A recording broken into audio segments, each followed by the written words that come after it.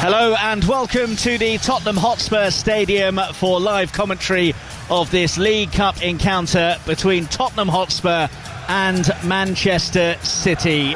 It is a game that has plenty riding on it for both sets of players, and perhaps especially for the Tottenham Hotspur manager Ange Postecoglou, who was a bit spiky after their defeat to Crystal Palace on Sunday. And both he and Pep Guardiola have made wholesale changes to their lineups from their weekend outings in the Premier League. Spurs with 5 in all: Dragushin, Gray, Werner, Sarr and Bentancur all come into the side. Out go Basuma, Maddison, Udogie, Porro and Mikey Moore. So they look like this: Vicario in goal, Van der Ven switches to the left side of the back four, Dragushin, Romero and Gray make up the remainder of the back line. Kulusevski, Bentancur and Sarr in midfield, and then Werner, Solanke and Johnson leading the Tottenham Hotspur line. 6 alterations from Pep Guardiola as he shuffles his injury-hit squad. Ortega, Stones,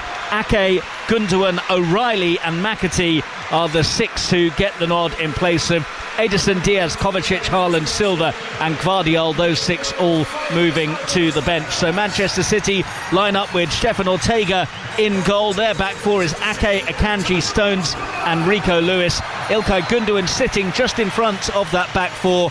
Nunes, O'Reilly, McAtee and Savinho, the 4 in midfield, we think, behind Phil Foden playing as the false 9 for Pep Guardiola's side this evening. Alongside me here at the magnificent Tottenham Hotspur Stadium is the magnificent Leon Osman. And Leon, what do you make of the lineups tonight? Obviously plenty of changes, which I think plenty of people would have expected. Yeah, absolutely. I think we expected both managers to make changes for different reasons, really. I think Manchester City are happy to mix things up, make sure the squad are fresh, make sure that, as Pep always does every season, he gets enough minutes into if the players during the season to make sure that come the end of the season they've all played similar amounts, they're all fresh, they're all raring to go. I think Spurs are after a reaction from that upsetting, disappointing defeat. You mentioned Ange Postecoglou was spiky after it. He was disappointed, furious even, the lack of effort, losing the fight, I think is what he's disappointed at. So I expect, regardless of what qualities we see on the pitch from both teams today, I expect to see a lot of fight from Tottenham. Well, Manchester City had that memorable game here not that long ago, didn't they, when they needed victory to ensure that they kept the destiny of the Premier League title in their own hands. Stefan Ortega with that amazing save in City's penultimate league game last season here when he kept Son at bay. He is in the starting lineup again for Manchester City this evening. And amongst the Spurs players that the Spurs fans will be keen to cast an eye on, I think Archie Gray is one that has really got them excited with the glimpses that they've seen so far. Yeah, absolutely.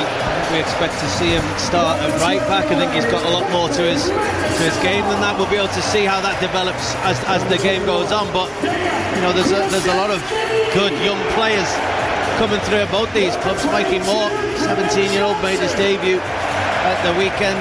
McAtee is on the pitch for Manchester City, alongside Nico O'Reilly as well, who's making another appearance for Manchester City. So yes, these are competitions that both wants to win. Pep's got a fantastic record in this competition. Spurs would love to win, but they still use it as an opportunity to bring through young talented players. We love to see that. Well, this is certainly one of the best grounds in England, and arguably one of the most impressive in Europe, and as has become the regular tradition here at the Tottenham Hotspur Stadium. We have the trumpeter away to the right-hand side of us in that gigantic south stand that towers over the goal, occupied by Guglielmo Vicario. And when the Spurs go marching in, serenades those in white and blue as Tottenham Hotspur gets set to get us underway here in North London. A place in the quarter-finals of the Carabao Cup at stake. Referee today is Rob Jones. He is just ensuring that all is present and correct, and a reminder that even though we are at a Premier League ground, there is no VAR in operation, so it's old school rules, if you like. Off and underway then at Spurs. Spurs in their traditional white shirts, blue shorts and white socks, kicking from right to left in this first half. And as we expected, Mickey van der Ven across at left back for Spurs, who stick with that 4-3-3 shape that Ange Postecoglou has been using so far this season. Manchester City in their change all maroon outfit tonight, and Savinho dancing away on the right flank. Couldn't get any change out of Van der Ven, and now it's Spurs on the counter-attack. Kulusevski has it just inside the City half. Useful pass forwards to the feet of Solanke, who's outmanoeuvred by John Stones. Rico Lewis nearly lofts it in a bad area, but Stones can send it all the way back, and it's clipped across to the left-hand side, where Spurs have got it back once again. Archie Gray, who's up there from fullback, is motoring forwards and looking to get the ball in from that far side. And challenge in the area, which Rob Jones is very quick to say nothing was wrong with, and Manchester City can clear it away. There was evidently a late change to the lineups this evening, and I noticed that when I suddenly saw the figure of Ruben Dias in the heart of the Manchester City defence, and he is there, and Manuel Akanji isn't for Manchester City. So obviously a late change to Pep Guardiola's plans, as Ake has it for Manchester City, knocks it out to that left-hand side. City fans away to our left in their light sky blue shirts. They get a slightly bigger allocation here than for the league game, so creeping towards the halfway point behind the goal occupied by Ortega at the moment, with 2 minutes gone and it's still goalless as Lewis spins one cross field. Lovely pass that was with the outside of his boot. Matheus Nunes took it down. Nunes gets it back, still just outside the penalty area. Can't get the ball in immediately, so Manchester City will build again and go all the way back to Ruben Dias, who thought that he would be getting the evening off, but he is in from the off for City tonight. Yeah, it surprised us. I think we were all expecting Akanji to be playing alongside John Stones in that back four, and John Stones nearly getting caught on the ball. He does like to take chances, but so comfortable even under immense pressure. Yeah, we didn't expect to see Diaz, and testament to how Manchester City's professionalism is that you can get that late shout, just jump into the team and be ready to go. City coming forwards on the left with Matheus Nunes, who's scored only his second goal for Manchester City in the recent victory over Sparta Prague in the Champions League. The other came in this competition in the League Cup victory against Watford last month. It's sent wide by Rico Lewis. Run down the left-hand side, it's gone to the right instead. Savinho arriving, collecting inside the box, held up by the shape of Timo Werner. It's now Rico Lewis with that recognisable mop of hair as Gundogan pops it into the edge of the area, and low ball in now, and it's come all the way across, or nearly did, to Savinho, who was waiting at the far post, and Spurs statuesque there and get a little bit lucky. Yeah, a lovely piece of play from Manchester City. I don't think Spurs will get onto that switch of play. I mean, they do manipulate the ball brilliantly on the edge of the opposition's penalty area, but we've just seen a beautiful bit of skill from Savinho just on the edge of the penalty area. He beat one person, tucked inside another, and then put his foot on the ball, stopped it. I think it was Timo Werner then went to try and close him down, and as he did, he just rolled it through his legs and got onto the other side of it before that ball switched to the other side of play, eventually coming back in. Savinho nearly getting on the end of it himself. So 4 minutes played at Spurs, goalless between Tottenham and Manchester City. Full commentary here on Sports Extra and over on 5 Live at the moment. There's live commentary of Newcastle against Chelsea, with Newcastle leading Chelsea by 2-0. It's 1 each between Villa and Crystal Palace, and Manchester United lead Leicester City by 2-1, and it's 0-0 at the interval between Brighton and Liverpool, with Arsenal 2-0 up away to Preston North End. All of the reaction available for you on the Football Daily podcast tomorrow morning. Vicario has it in his own penalty area. They weren't very good at playing out from the back against Palace on Sunday. That was an area of real concern for them. There's some concern now for Manchester City with Spurs streaming forwards. Werner waiting for it in the middle. Boy, did he need that. Timo Werner sweeps home and Spurs are into an early lead against Manchester City. Bang out of form in front of goal. The German arrived at just the right time and produced a perfect finish. That's more like it from Spurs. Back to front very quickly. City couldn't get near them and nobody could get near Timo Werner, who banged it in first time. Spurs 1, Manchester City 0. Oh, it's a wonderful goal. It's the exact reason why teams are constantly trying to play out from the back, trying to take risks, trying to suck the opposition onto them in advanced areas so that they can potentially play around them, play into dangerous spaces. They go down the right hand side. Brennan Johnson, the ball's played to his feet. He just flicks it round the corner as Diaz was trying to get tight on him. The ball went in behind. Kulusevski had made the run into that space and he didn't wait about before playing the ball. He didn't dangle it on it. He didn't take 2 or 3 touches. He played it pretty early to the edge of that penalty area for Timo Werner to get onto, but still I thought Werner wasn't going to get there. He's ambled for the first 5 minutes of this game. He's been slow onto every ball, but thankfully for the Spurs point of view he was quick enough to get onto that one, and a brilliant finish.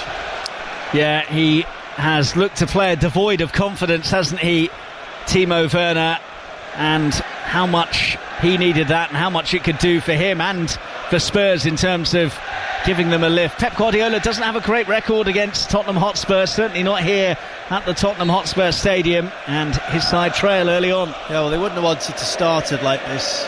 Manchester City, you know, the difficulties they've had coming here, they won. In the FA Cup in a tight game, they won. You know, as you mentioned, to pretty much seal the title by the slightest of margins as well. So there's never too much in these games. Giving away any kind of goal is never easy.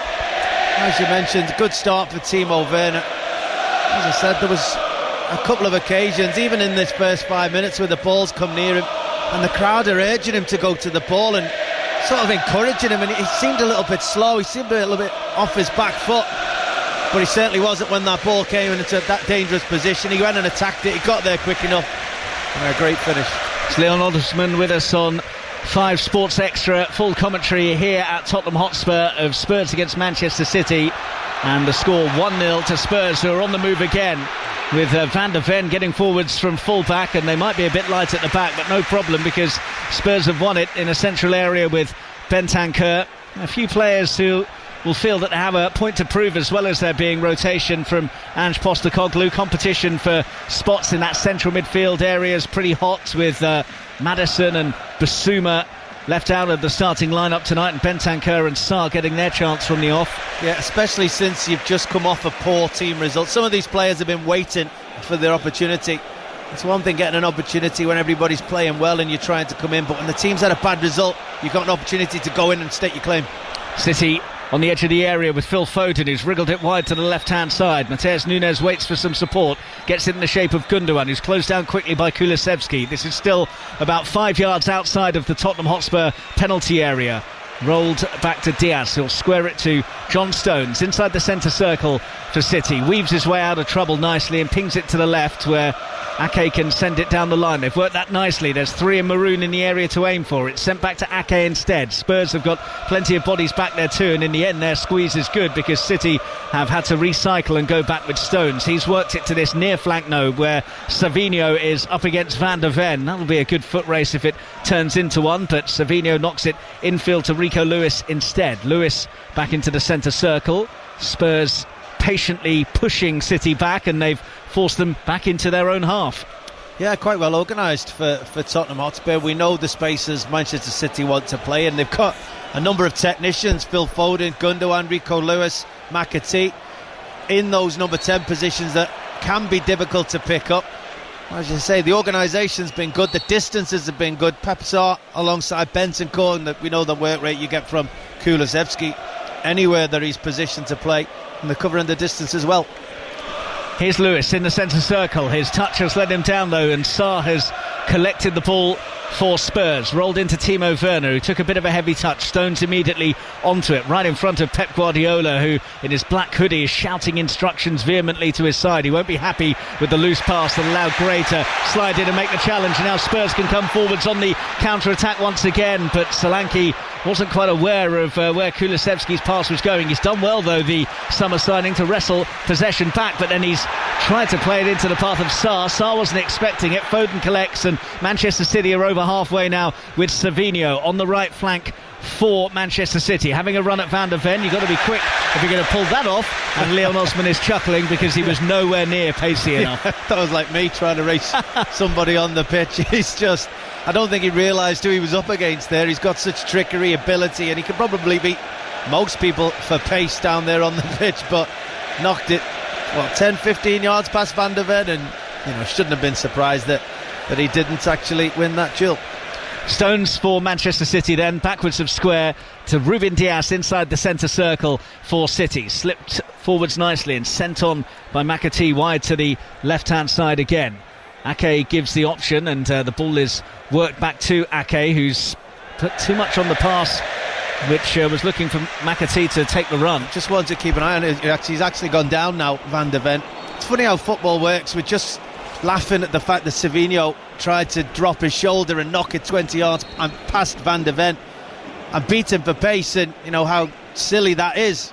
But in doing so, making that sprint, Van der Ven immediately felt his right hamstring. He grasped it as soon as he got up, tried to run 10 or 15 yards further, and immediately, once the attack is finished, gone to ground. And now they're signalling for a substitution to start being prepared and get ready, because I don't think they'll take any chances with this. And again, it's a funny old game, as a great man once said, that the silliest things can happen in the silliest moments. We think Savinho shouldn't have done that, and in doing so, Spurs are down a player. Well, you could hear the collective groan from the Tottenham Hotspur supporters as soon as the physio came on to tend to Mickey van der Ven, as they know just what a key man he is. And at the moment it's not looking too good in terms of his prospects of continuing right now, given the way that the medical staff are glancing across to Ange Postecoglou. Stands in his pretty trademark stance these days, isn't it, with his hands in his pockets and just staring out into the distance. He's motioned to Van der Ven to get up, and I wonder if this is going to lead to a change. Certainly. Absolutely. It won't continue. You don't take any chances with hamstrings. You can't make it any better. They can only get worse. And if you do it this early in the game, then generally that speaks for itself. And I'd probably say, if you're looking at this Spurs team at the moment, he's arguably the one player Ange wouldn't want to lose going into that big game they've got against Aston Villa at the weekend. His pace is incredible. He defends really well. Already in this game they've lost him. They do have their first choice left back able to come on, so that's one crumb of comfort for them, with Destiny Udogie stepping in for Van der Ven. But the concern will be, how long is he going to be out for, because the games do come thick and fast. They have Aston Villa here in the Premier League on Sunday. That's a game you can hear live on 5 Live, by the way, as part of Premier League Sunday. And then it's Europa League action before Ipswich Town come here ahead of the international break. I've got to be honest, I wasn't quick enough to have many hamstring injuries in my career. I think over 20 years I probably had one, maybe two, and that was probably when I was pushed. What I would say is he wasn't sprinting full blast when he suddenly pulled up mid-stride. It was, he made the tackle, he went to ground, and then he felt it as he got back up. So, I'm certainly no doctor, but I wouldn't have thought it would be on the long term of a normal hamstring injury.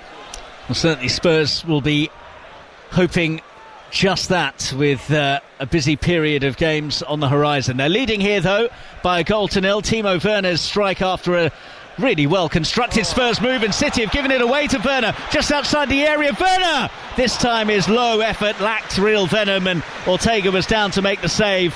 That was almost a more straightforward opportunity for Timo Werner than the one that he buried with so much confidence, but that felt like the strike of a player who is a little low on belief.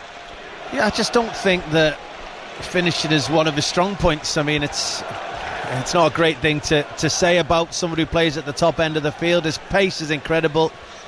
I always never feel like he gets the ball in the right place to have his shot. Again, he had the ball himself. He could have manipulated it to where he wants to shoot, but it always feels like it's in between his feet when he's in that position. He scuffs it with his heel, and that was the case there. That's the second or third time, though, early in this game City have given the ball away in really bad positions.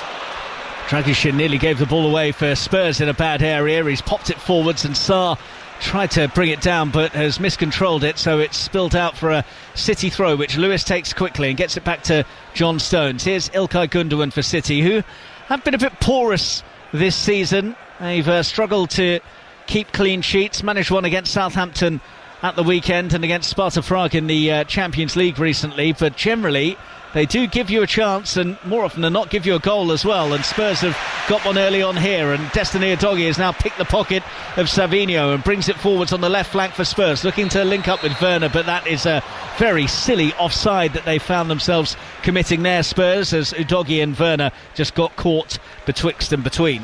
Yeah, well, I did the Manchester City-Southampton game at the weekend, and I honestly think after 16 minutes of this game, Manchester City have given the ball away more in this game than they did in the 90 minutes at the Etihad at the weekend. I've just seen Pep, he's starting to get a bit frustrated with that. He certainly isn't used to seeing his team being sloppy in possession. In possession at the moment is Nico O'Reilly, the 19-year-old who's had a handful of appearances now in the Charity Shield and Cup competitions, getting another this evening. He's in possession now and works it back to Stones, who's a couple of yards outside the Manchester City area. 6 changes for City from the weekend, well actually 5, as Diaz has actually started the game when we weren't expecting him to.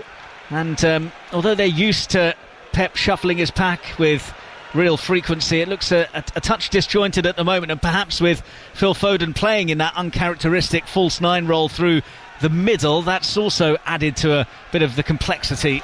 Yeah, I mean, you go back 3 seasons and the false 9 was what Manchester City played. They were so fluid in it, they all knew their roles, but they haven't been like that for the past 2 or 3 seasons. They've had Erling Haaland join the club, they had Alvarez, who when Haaland didn't play they had Alvarez. They learnt how to play with a number 9, and now without one they do look like they're just struggling to know the positions and the distances, know where the spaces are. Naturally City have played last few seasons without even having to look half the time because they just know where each other are. That's not been the case here.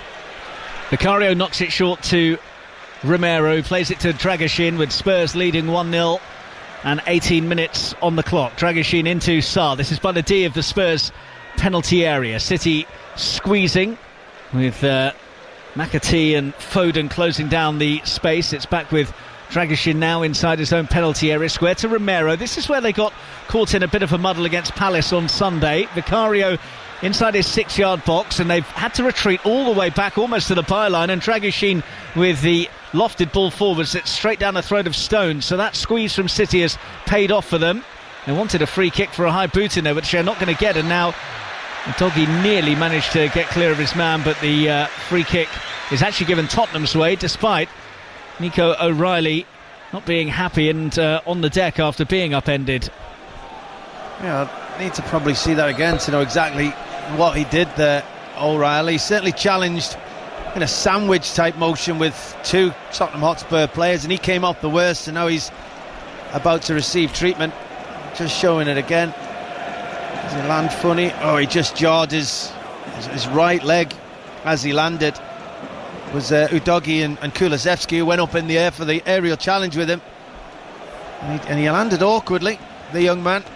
And he'll want to hopefully run this off. He's out there on the pitch, he's getting minutes in a beautiful stadium, in a top class team, in a really high fixture, so he won't want to come off if he can help it. Well, while there is this stoppage, and Bernardo Silva goes through his warm-up routines, with Spurs having lost a player already to injury in the shape of Van der Ven, will it be a switch for the Manchester City squad, as we see Mambala Kanji sat in the dugout and Ruben Diaz his late notice replacement? The Scores elsewhere, by the way. It's half-time at Villa Park, 1-1 between Aston Villa and Crystal Palace. Newcastle 2-0 up against Chelsea at the interval. Arsenal leading 2-0 away at Preston North End as well. It's almost half-time at Old Trafford, where it's been a goal-laden first half, with United leading Leicester City by 4-2. And in the half-7 kickoff, which is just back underway at the Amex, Brighton are now behind to Liverpool. Cody Gakpo has just given Liverpool the advantage, which has brought a big warm smile to the face of Leon Osman. That's not what a smile looks like, Mark.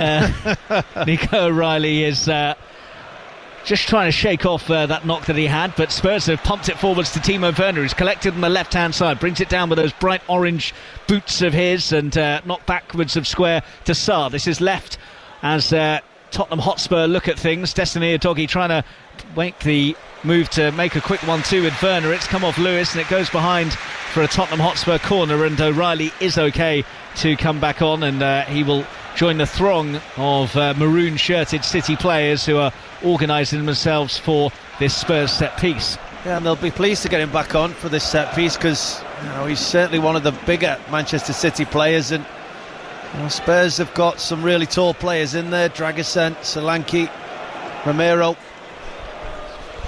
In towards the edge of the area where Kulusevski has had a swing and a strike, and I think you said you were here for some NFL. That was more like a field goal attempt than an attack on a regulation goal. Yeah, it was like my team go for field goals as well. Wide. And it was a good set piece. I mean, clever. It was pretty much similar to how Bournemouth opened up Arsenal from a set piece. Someone running into that area just beyond the 6-yard box, just flicking it round the corner to just by the penalty spot, just the edge of the penalty area in that area for a shot, but Kulusevski couldn't control his efforts. Ake sends it forwards to Matheus Nunes for Manchester City, closed down by two players in white. He offloads to Ake once again, who gives it back to Nunes. They've worked that well. Ake gets to the byline. Can he get the cross in? The answer is no. And it will only be a goal kick as well, with Bentancur doing very well to cut off the route to goal and get the ball off the Dutchman and behind for the goal kick. Yeah, good play from Manchester City, getting into those areas that they always seem to, in behind fullbacks. As you say, brilliant defender from Bentancur, read it well. Timo Werner now for Tottenham Hotspur, surging over the halfway line on the left flank. Rico Lewis trying to block him off. Werner's got to the byline and gets the ball in dangerously. Cleared away to the edge of the area. Savinho has it. It's been quiet from Savinho so far, but he nearly hurdles 3 challenges in a row, and one of them was a foul challenge from Pap Sarr, and he gets the first yellow card of the evening. Well, certainly on its own didn't seem to be a yellow card foul. The referee's just signalled 3 fingers, meaning it's his 3rd foul already in the game, 22 minutes in. Yeah, it was certainly a foul, but didn't necessarily justify a yellow card, but that, alongside the totting up process, has got Pap Sarr into the yellow card book. Midway through the first half then, it's been a bit of a bitty stop-start match thus far. Something that Ange Postecoglou was moaning about at Crystal Palace on Sunday. Felt that the nature of that game in South London was one of the reasons why they went down to a disappointing defeat.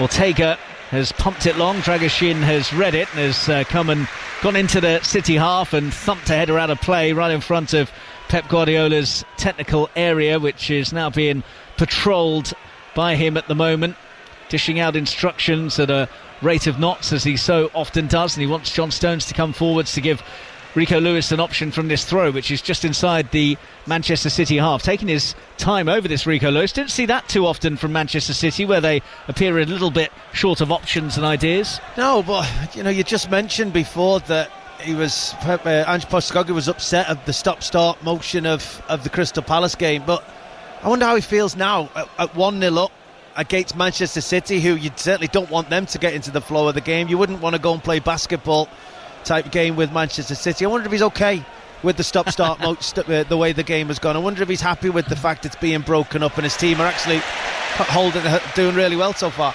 Bentancur sends it on to Brennan Johnson. He's been quiet thus far. Werner gets to the byline and can't get the ball in thanks to the sliding block from Ruben Diaz, but it will be another Tottenham corner. And Timo Werner enjoying himself this evening, scored one, had another opportunity that was saved by Ortega, and has now put the pressure on to force this Tottenham corner with 25 minutes gone, and Spurs still leading thanks to that Werner goal early on. Corner is taken short to Timo Werner, back to Kulusevski, chance to get the cross in, goes for Sarr, edge of the area! It's 2 for Spurs! Pap Sarr has bent it into the bottom corner. I think Ortega will take a look at himself for not getting down quicker to parry it to safety, but Sarr from fully 20 yards out with a first time hit low beyond the dive of Ortega and into the bottom right corner, and it's Tottenham Hotspur 2, Manchester City 0. Yeah, that's my first thoughts as well. Ortega mustn't have seen it. He was so slow to dive to his left. Sarr's had his shot from probably 8 yards outside the penalty area. Yes, he's bent it around 2 or 3 players. Yeah, he hasn't really seen it until really late. It's sort of a dive for the sake of it, really, from Ortega. It's a brilliant finish, brilliantly positioned into that bottom left-hand corner of the goalkeeper. But again, Manchester City really slow to react to a short set piece, not really getting players out there quick enough, not being sharp enough. Pep shaking his head. You're just seeing replays of him, not happy at all. But Spurs are. They've been the brightest in this game, and rightly 2-0 up. Solanke now looking for another, smashes it into Stones, and then the effort is this time saved as Brennan Johnson let fly from just outside the box. Well, they've been scratching around a bit, Manchester City. They've given away the ball a number of times, as you were saying, sloppy in possession, sloppy defending that corner as well. It was a short one, they switched off, there was no real pressure on the ball. Yes, Ortega could have done better with the effort that came in from Sarr, but just so far it's been a bit disjointed, it's been a bit slapdash, and they've offered next to nothing going forwards with nearly half an hour gone. Unrecognisable as a Manchester City performance. They've certainly not dominated possession, they've not created chances. As you mentioned, they've given the ball away. They've looked poor defensively. I think they've tried to maybe change things in midfield, and they usually play with one person sitting, and Rodri the majority, Kovacic since the Rodri injury at the start of the season and then the re-injury. Tonight they're playing with 2. O'Reilly and Gundogan are playing alongside each other. McAtee and Foden are sort of both playing at false nines at the time, and it just hasn't worked. They've just looked like they're not sure on who's supposed to be covering, where the passing lanes are. And I think that's probably the most key, where the passing lanes are for Manchester City. They've been different tonight and they've missed them. Ake for Manchester City, trailing 2-0 at Tottenham Hotspur. Rico Lewis inside the centre circle. Just wonder if Pep casts a glance across at his star-studded substitutes bench. He left the likes of Haaland and Silva out of the side this evening, and perhaps break in case of emergency might be the way he's feeling about the current state of affairs in the game. City trailing 2-0. Mateus Nunes on that left-hand side, up against Archie Gray, taking him on, getting away from him and getting the ball in, and Dragusin just flung himself into the 6-yard box to make the block. Ake collects though, and then goes down too easily for Rob Jones's liking, so it's just going to be a throw for City on halfway and no free kick.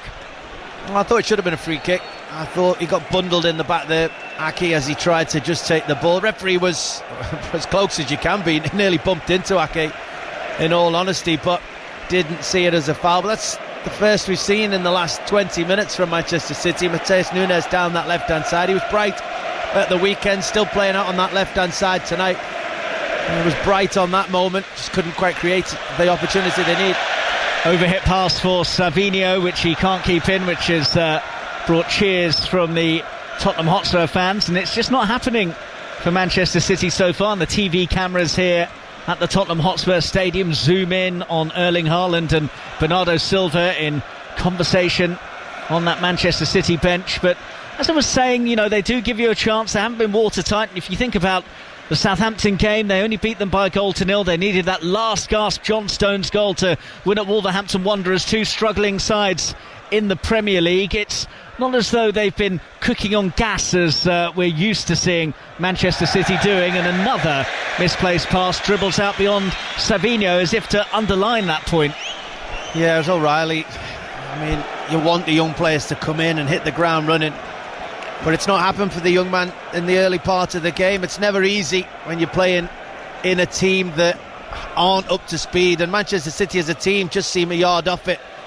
It's always easy to come in and play your best football when everybody around you is playing sharp and moving the way they are doing. Across the Manchester City team, they've just been lethargic is probably the word I'd use, and I'm just not used to seeing it.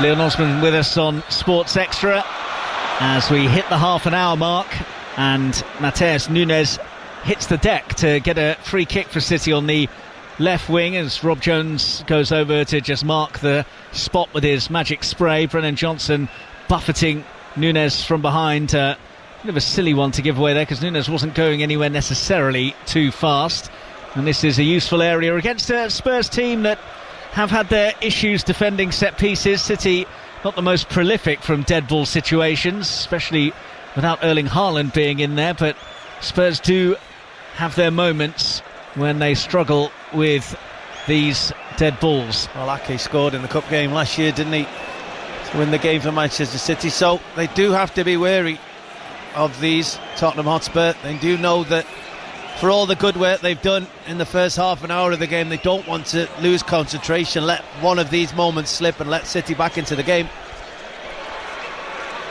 Gundogan stood over the free kick then for Manchester City. It's a very crowded 6-yard box in front of Vicario. Gundogan bends it towards goal, but too much height on it, and it's over the crossbar, and no cause for concern for Vicario, who has not had a save to make so far. Yeah, I say it again, sloppy.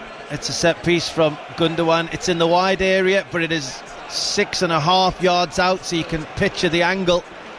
Not far from the corner flag, so he's got to try and pick a teammate out, but he seemed to go for goal. He whipped it with such pace that, you know, you're not really going to be able to, it's got to be so accurate to get a flick on just to direct it towards goal, and as it was, it didn't even give anyone a chance. It went over the bar, and yeah, Spurs and Vicario in particular have been so comfortable.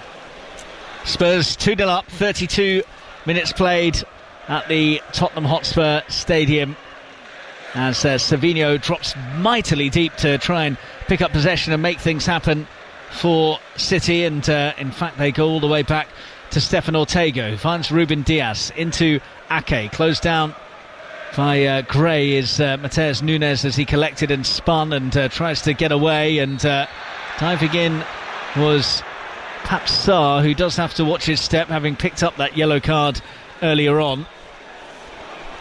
City have taken the free kick quickly and spun it across to Savinho. Savinho jinks in between a couple of players and then feeds Phil Foden, who's been quiet. He is playing in that false nine role through the middle, has not really had too much service to him as City move it from right to left. Infield from O'Reilly, and now Gundogan nearly left the ball behind with Solanke closing him down. It's into centre circle now with Ruben Diaz, who works it to the left, and Ake down the line to Matheus Nunes, and he's fed McAtee, who can't get the cross in after a good sliding challenge from Christian Romero, which gives Manchester City a throw level with the Spurs box. Leon Osman.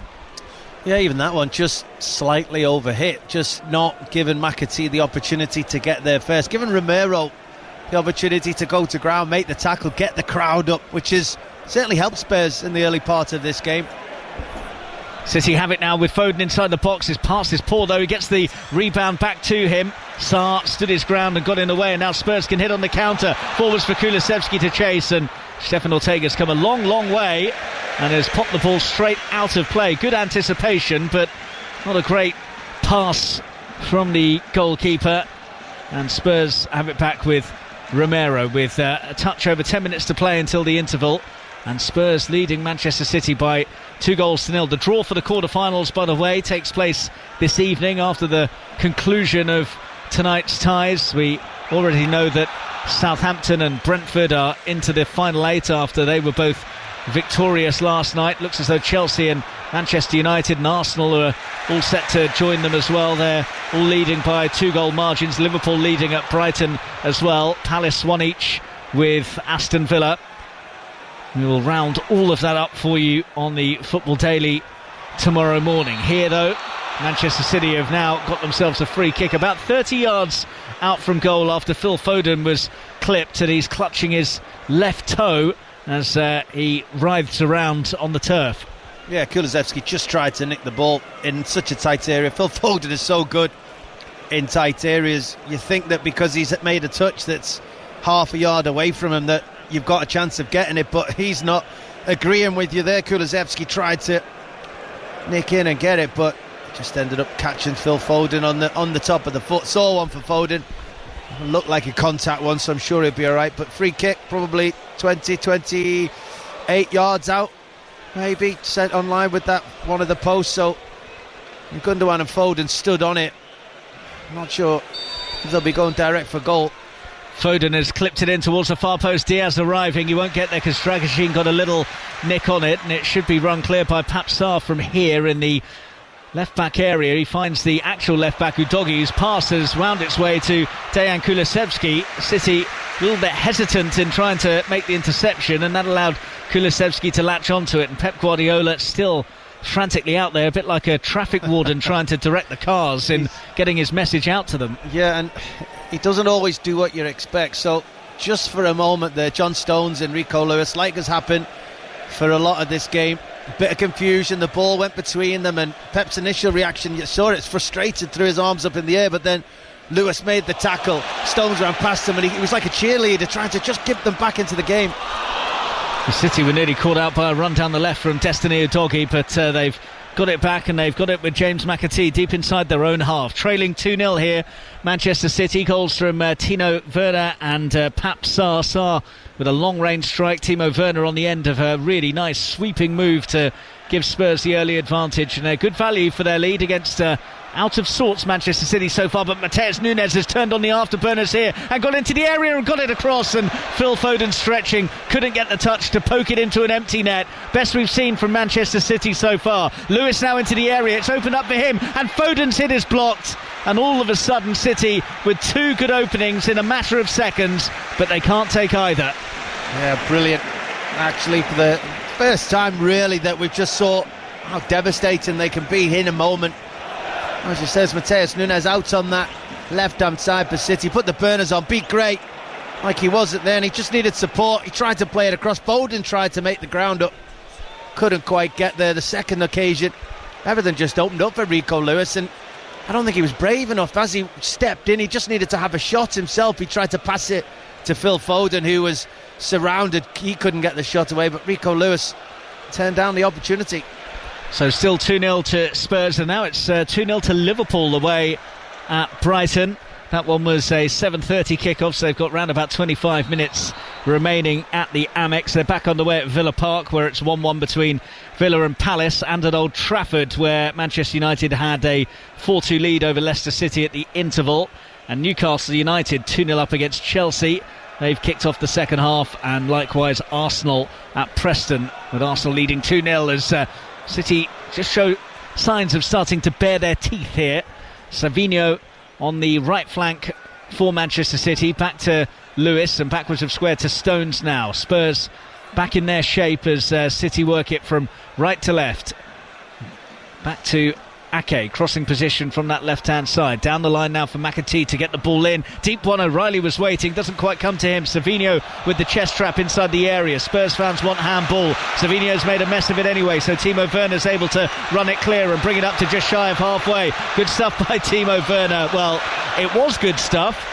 He'd done very well to engineer his way into the Manchester City half, but then with a pretty straightforward ball onto Kulusevski, he spoons it straight out of play. Yeah, it's Timo Werner in a nutshell.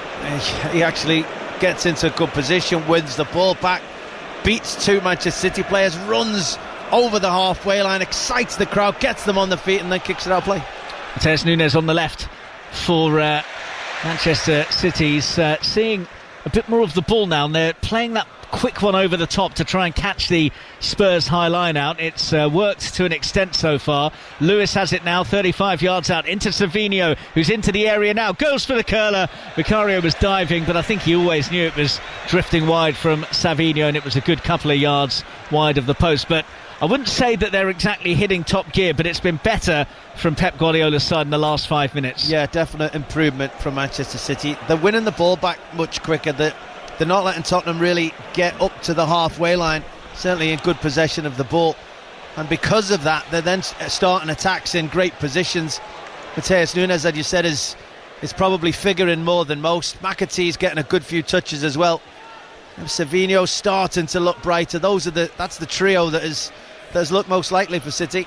5 minutes of regulation time left in the first half as Foden just can't quite get on the ball on the edge of the area. Gundogan picks it up, but heavy touch from him, sees it run away from him. City have collected again with Stones, who fires it into the feet of Savinho. Right flank for him, down the line looking for the one of I was going to say Stones, but it was McAtee who was up there, never quite sure.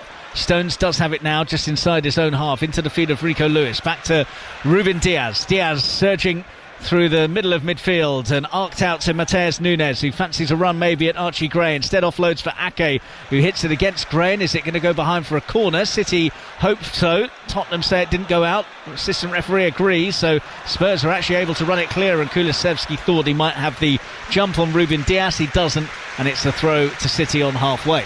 Yeah, you can feel City's desire, I would say more than desperation at the moment, to get a goal back before half-time, to push their attack, to push Spurs back, just to try and make sure that if they can come out in the second half, they're chasing one rather than two. Spurs holding strong at the moment. Spurs aren't overly excited about the counter-attack or getting forward and pushing Manchester City back. You feel that half-time is important for both teams. Here is Ake with 3 minutes or so of normal time in that first half left to play here. Ake backwards of square to Gundogan. Gundogan closed down and opts to find Diaz, who plays it square to Stones, who was in a tight spot and has to retreat. It's with Diaz again, and now Gundogan on to Ake. Fed into Foden. Nice one-touch stuff from Manchester City. It's by the edge of the area. O'Reilly with the turn. Plays it down the line to Nunes.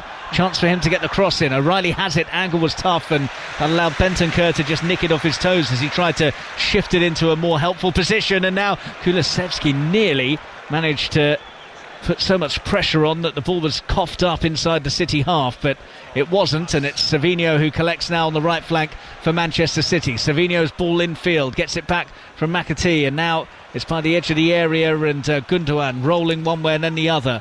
Gundogan looks up and tries to see an option, goes in a big circle to eventually work it out wide to Ake. Lifted up towards Foden, whose effort is over the bar on the volley. Would have been some goal that from Phil Foden. Poked into him inside the Spurs penalty area. He took it flush on the volley and couldn't keep it down. Yeah, I don't think he realised he had enough time to let that come a touch lower, and if he had have done, it would have been a little bit easier to control the finish. It's not easy when the ball's coming across you and you've got to hit it on the swivel 180 degrees on the volley. Volleys are much easier when you're hitting them back where they come from. But it's good sustained pressure from City. Great play again from Matheus Nunes. That little flick over the top of Romero to give Foden the chance, but just couldn't take it. No sign that Erling Haaland or Bernardo Silva expect to be involved any time soon. Laughing and joking on the substitutes bench with Scott Carson. And good news for Spurs fans in a way that I saw Mickey van der Ven sat on the bench in a big puffer jacket with the rest of the Tottenham Hotspur substitutes, which suggests that it's not too serious, otherwise he'd probably still be in the treatment room. Yeah, quick shower, bit of ice, and back to watch the game and see how his team and his teammates get on in the game. No need to anything further suspected so far. A doggy's given the ball away really badly just outside the Spurs area, and then a free kick is awarded for the challenge by Romero, who went lunging in by the D of the box. Well, a couple of errors there. Udogie with some really dozy defending, and City all over him like a rash. Ball quickly forwards and a shake of the head and a stroke of the chin from Ange Postecoglou about all of that. Yeah, the mistakes have swapped round, haven't they? It was Manchester City making all the mistakes in the early part of the game. Now it's Tottenham just getting caught in possession. I don't know if the boos are for potential yellow card, because I thought he'd get it out straight away there for that tackle by Romero. Went to ground really early, had the intention of stopping McAtee at all costs. He was on the edge of the penalty area, couldn't let him advance. City had numbers up alongside him, brought him down. For me, that should have been a yellow card, certainly. So Foden and Gundogan stand hands on hips as we go into the last few seconds of normal time in the first half. Manchester City could really do with the goal here, trailing 2-0 and out of sorts so far at Spurs. Electronic board about to be raised by the fourth official after this free kick is taken. Central area, 20 yards out, Foden goes for goal and sent it over the bar. And it was arcing, but it wasn't quite dipping enough as we go into 4 additional minutes at the end of this first half. Yeah, he hit it well enough, Phil Foden.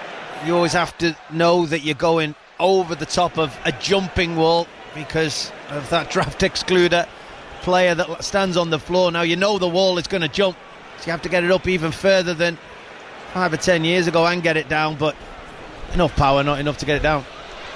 Sarr goes back to Vicario, who pumps it long.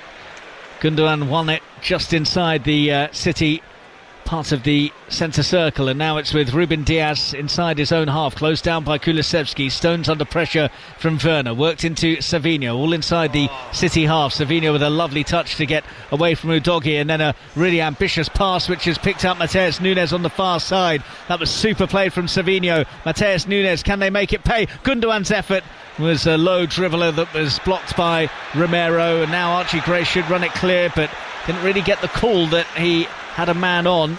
Gets away with it though as it's poked out for a throw. Yeah, Spurs actually defended it quite well once Matheus Nunes came inside. They restricted that City attack to Gundogan, off balance left foot shot from about 20 yards, but the skill on the halfway line in front of the dugouts from Savinho, he did that stop and roll nutmeg again, but this time he followed it up with a 70-yard diagonal pass to spread it to Nunes. It was sensational football. Ange Postecoglou and the Spurs fans unhappy that a free kick's been awarded to Manchester City. And so we go into the second minute of additional time at the end of the half. Tottenham 2 goals to the good, courtesy of Timo Werner's early strike and a long-range hit from Pap Sarr that Stefan Ortega will probably feel he should have really kept out as McAtee works it wide to the left, and Matheus Nunes' control lets him down, and the ball bounces off him and out for a throw in Spurs right back area, and they're in no hurry at all to take the throw here, and very happy for it to be a bit stop-start right at the end of this first half. Ake has intercepted the throw forwards by Gray though, is a bit out of position now. Romero lets it roll into the penalty area. Foden just saunters forwards to close him down. It's launched up towards Solanke, who felt that he was impeded there. The referee thought it was firm but fair, and you can hear what the fans, well at least the home fans, think of that. Rico Lewis goes backwards of square to Ruben Diaz, and now it's on the left hand side with Matheus Nunes. Back to Nathan Ake. Ake midway inside Tottenham territory at the moment. City looking for an outball, and it comes in the shape of Nunes on that left hand side again. He's got 2 Spurs players with him, so diagonal pass to Ake. No look pass from him. Foden's flick round the corner, and McAtee was nearly in, but Romero has seen him off for now, and Gray gets the ball further clear up towards halfway. It would have been brilliant had it come off. It was a wonderful back heel from Foden into what he thought was the path of McAtee, but great defending from Romero. Not only that, trusted himself, trusted his strength up against McAtee to get out of the situation. O'Reilly bringing it forwards for Manchester City. Last 30 seconds of stoppage time. They trail here 2-0. Savinho getting to the byline, getting the ball in, and at the far post it should be in, and is in. And Manchester City are back in the game on the stroke of half-time. Matheus Nunes with his 3rd goal for the club. You felt it had been coming. It's a blow for Spurs to concede so late on in the first half, as Ange Postecoglou shakes his head, but Manchester City stirring, and they've reduced the deficit to 1. Game on. I said how important it would be if there was a goal before half-time, how Manchester City would push for it, how the tempo and urgency had risen in search of it. Tottenham stopped attacking, they stopped trying to burst out. It's as if they were content in just holding on till half-time and going again, and Brilliant play from Savinho. Step over, does a doggy, drops it in, dinks it over to the far post where Núñez is on his own, but it wasn't an easy effort. He had to, it just a half volley before him. He had to really control his finish as it bounced up shin high. Matheus Núñez a month ago would have missed it. This Matheus Núñez, he looks a different player, and it was a brilliantly controlled finish. Well, he scores in the League Cup again, and it gives Manchester City real belief going into the break. Spurs started very well. Timo Werner on the end of a lovely flowing move to put them in front. Sarr doubled their advantage. City were a bit all over the place, but responded, recovered, and have reduced the deficit to just one. Half-time here, it's Tottenham Hotspur 2, Manchester City 1, and during the half-time interval, we can join Ian Dennis and Alan Shearer at St James's Park for commentary of Newcastle against Chelsea. The Danish forward, the young man who they signed from Sheffield United. So Isak is going to be coming off. Will Asula will replace him. His 3 goals for Sheffield United were actually all in the cups, actually all in the FA Cup to be precise, as Asula is on, and Bruno Guimaraes coming on to the midfield, and going off was it Joe Willock? Willock. So Guimaraes is on, Willock is off. Double change made by Newcastle United. Conor McNamara on Old Trafford. Another goal, 7th of the night. We've not played an hour yet. It's Manchester United 5, Leicester City 2. Bruno Fernandes, who hadn't scored at all this season for Manchester United before tonight, has got his second. Dreadful back pass by Okoli, way too short for Danny Ward. Bruno Fernandes able to nip in, dragged it under his studs to bring it around the keeper and slammed it into the net. Manchester United 5, Leicester 2, half an hour to go. Now remember, at the top of the Scottish Premiership, Aberdeen were leading Rangers by 1-0 in an 8 o'clock kickoff. They were looking to go 2 points clear of Celtic, but there's now been a goal at Parkhead. Conor McLaughlin. Celtic 1, Dundee 0, which means Celtic go back to the top of the table as it stands. 2 goals in 2 games for Alistair Johnston. He just came on as a substitute. I was just going to say he's on to shore things up on that right hand side. I didn't expect him to be on to get the goal that might potentially win this for Celtic. Also James Forrest just come on as a substitute as well. 63 minutes on the clock. Celtic 1, Dundee 0. Fernandes with a cross, headed away by Kelly. Disasi tries to win it. In fact, he'll let it go out of play for a corner kick. Hearts 1, Kilmarnock 1. So Killie have equalised at Tynecastle, and St Mirren now leads St Johnstone by 2-1.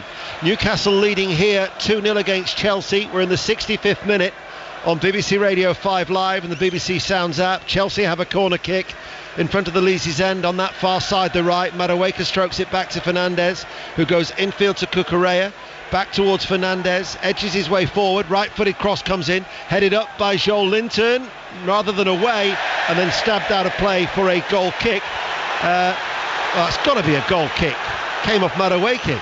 The referee, though, said a corner. We'll quickly go to Lee Blakeman at Villa Park. Villa 1, Palace 1. Villa should be ahead, though. The ball's just ping-ponged around the penalty area. Fell to Durant, 6 yards out. Put it wide of the bottom corner. Villa 1, Palace 1. Can only think he was off the field of play. Madueke then with the corner. It's a flow one. It was almost going to go all the way through. It's gone behind for another corner. Yeah, Newcastle under pressure.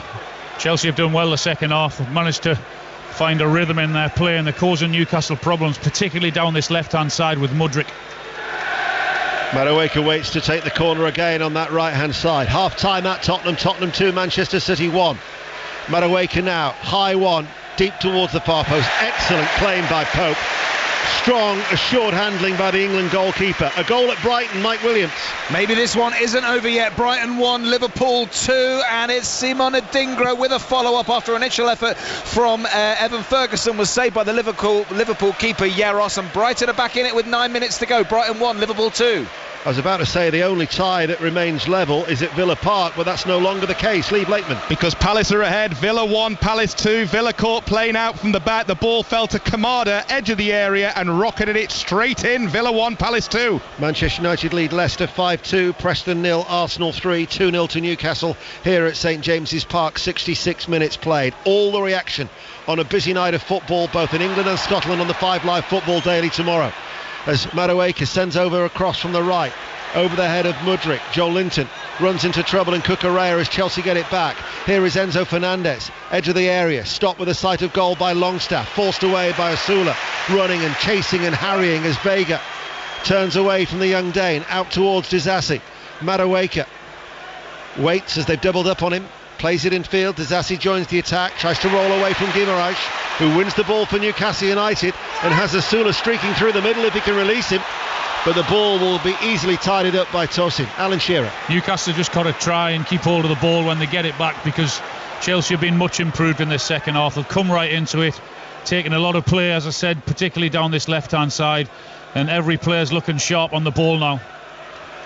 Well, certainly Newcastle United will take nothing for granted. That League Cup quarter-final at Stamford Bridge last season, when it looked like they'd done enough, and that mistake from Kieran Trippier led to a Mudryk equaliser, and they lost out on penalties in West London that night. They at least have the insurance of a extra goal as they lead by 2-0 midway through the second half now. Fernandez out towards Madueke, volleys the ball back to Disasi, and he's got to retreat almost back towards the halfway line. But Chelsea are seeing a lot of the ball as we enter the final quarter of this game here on BBC Radio 5 Live. Badiashile to Mudryk, waits for the ball to reach him, the Ukrainian international. Now finds Fernandez, as then it is with Tosin to come forward. Madueke and Felix with the two runners, cleared though by Hall for Newcastle United. Back to Celtic, Conor McLaughlin. There's a penalty for Celtic. It's in the back of the net. Arnie Engels from the spot. Kyogo upended in the penalty box. The referee hummed and hawed about it. It went to VAR. It was given as a penalty, and Engels converted it right through the middle. Celtic 2, Dundee 0. And remember, Aberdeen still lead Rangers by 1-0. That could mean that Rangers are 9 points adrift of the top two if it stays like that. Chelsea are attacking. Hall's clearance takes a ricochet, and Pope has to come quickly off his goal line to his left-hand side of the 6-yard area and dives bravely at the feet of Disasi and holds it, and he'll just calm things down at the back. So what they've got to do, they've got to try and take the sting out of this game, because every single time they get the ball back, they're giving it to Chelsea and inviting pressure onto themselves. Chelsea with Disasi, toss in at the back, Badiashile, forward ball. The Argentine World Cup winner Enzo Fernandez leaves it for Disasi. Patiently they play the ball at the back. Enzo Maresca patrolling that technical area, just ushers his side forward. Mudryk on this near side, the Chelsea left, infield to Fernandez once again. Tonali goes to close him down. Every outfield player now is in the half away towards our left hand side. Kilmarnock are now leading at Tynecastle. Hearts 1, Kilmarnock 2 is the latest score in the Scottish Premiership, as here is Enzo Fernandez to Cucurella. That's the overload that Alan Shearer was talking about, as the ball played by Badiashile to Nkunku might break towards Vega. There's a man over him, Madueke on that far side, the right, sends over a left-footed cross, and it will be cleared by Bruno Guimaraes. Another goal in that 7:30 kickoff at the Amex. Mike Williams. The holders surely through to the quarterfinals now. Brighton 1, Liverpool 3 with just 6 minutes to go. Luis Diaz joining the party. Beautiful footwork from the Colombian, turned his man, tricked another defender and slotted it low past Steele. Brighton 1, Liverpool 3. Liverpool will be joining Southampton and Brentford in the draw that takes place tonight. Crystal Palace are also on course for the last 8. They lead 2-1 at Villa Park. Manchester United, you would think, would be in there as well. 5-2 up at home to Leicester City. Arsenal should be 2. 3-0 at the Championship side, Preston North End. And Tottenham at half-time, 2-1 up against Manchester City. Commentary to come on BBC Radio 5 Live, and the conclusion of this game in about 19 minutes' time. At the start of the second half will be on Sports Extra. Livramento is going to be coming on for Newcastle United. Eddie Howe is going to be making another change as Joel Linton brings the ball away, finds Osula, one of those substitutes already on the field of play, flicks it out towards Joel Linton. Good footwork by Joel Linton under pressure, back towards Longstaff. Tonali right of the centre circle, rolls into the challenge of Enzo Fernandez as Guimaraes spreads it out towards Gordon. Hall will go on the inside of him for a run from left back. Gordon leaves it to Guimaraes. Newcastle now attacking on that left hand side. Cross comes in, flick away by Tosin. He was fortunate it went to a blue shirt. There was nobody on the edge of the area. I don't think he had a clue where it was going, but more importantly, he actually got his foot to it. Cucurella towards Felix, making that run. Kelly going with him, stride for stride, using his strength, and then goes to the ground and gets a free kick for Newcastle United. Going to be a double change. Dan Burn and Tino Livramento coming on for Newcastle. St Mirren leads St Johnstone by 3-1. Lewis Hall will be one of the changes coming off, as the other change will be Anthony Gordon. Bearing in mind he's had a groin injury, you've got to, I suppose, have a degree of caution with his fitness. Yeah, absolutely. You've got to protect him, you've got to look after him, so he doesn't need another injury. So I think it's the right time to take him off with about 20 minutes to go. So whilst that change happens, we'll go to Conor McNamara at Old Trafford. We've got a quarter of the game remaining. Still Manchester United 5, Leicester 2. Soumare's just come close for Leicester. A blistering shot that Altay Bendir in the Manchester United goal did very well to fingertip up onto the crossbar to push away. Manchester United 5, Leicester City 2. So Kelly has gone to left back. Dan Burn partnering Cher at the centre of defence, and Tino Livramento right side of midfield. Yeah, well, they might go with 3 in the back there, and Burn and Cher and Kraft, with Livramento right side of the of that 3, and then Kelly the left side. Joe Linton's being shifted again back over to the left hand side. Incidentally, the St Mirren third goal disallowed through VAR, so St Mirren only leads St Johnstone by 2-1, as the two substitutes, Gordon and Hall, make their way around the Leazy's end. They went off on the far side of the field of play. They're getting the adjuration of the Newcastle supporters with 17 minutes remaining on this night of League Cup action on 5 Live and the BBC Sounds app. Newcastle have got a free kick, central position midway through the Chelsea half, still leading by 2-0 with 16 minutes remaining. Tonali stands over it. Chelsea have got a line of royal blue shirts just outside the D of their penalty area. Tonali now right-footed, delivers that ball, arcing away from goal, headed by Cher, and the header then by Sean Longstaff, but the flag is up and it will not count. I thought it marked a goal on his birthday to surely put Newcastle into the last 8, but of course there's no VAR and we're back underway already. Yeah, everyone thought it was a goal, and the assistant on this right-hand side just flagged rather late, didn't he? Disappointment for Newcastle.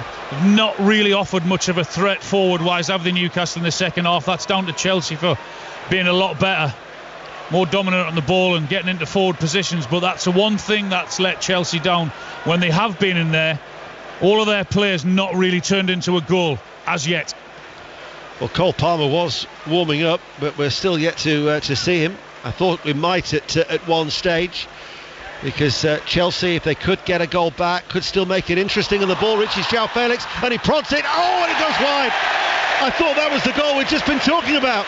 Right-footed, and somehow he steered it agonisingly wide of the base of the left-hand post. What a chance. What an absolute sitter. So great ball in for him, running in behind.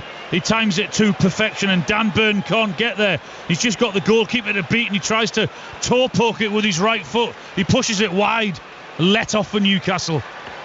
A big let off for Newcastle United. That really would have set us up for a fascinating final quarter of an hour. A late goal at the Amex. Mike Williams. Brighton not out of this one yet. Brighton 2, Liverpool 3. Fullback Tarek Lamptey capitalising on some Liverpool poor clearance. His shot cannoned off Quansah into the back of the net to give Brighton a lifeline as we head into 5 minutes of injury time. Brighton 2, Liverpool 3. They meet again at Anfield in the Premier League at the weekend. That will be our base for our 3 o'clock goal service commentary during 5 Live Sport. Liverpool-Brighton to be followed by Wolves-Crystal Palace. And on Sunday we have Tottenham Villa at 2, Manchester United Chelsea at 4:30 as part of 5 Live Premier League Sunday with 14 minutes remaining. Newcastle United still leading 2-0 from those first half goals as the Newcastle supporters find their voices inside St James's Park. Cucurella away from Kraft, finds Mudryk up against Livramento.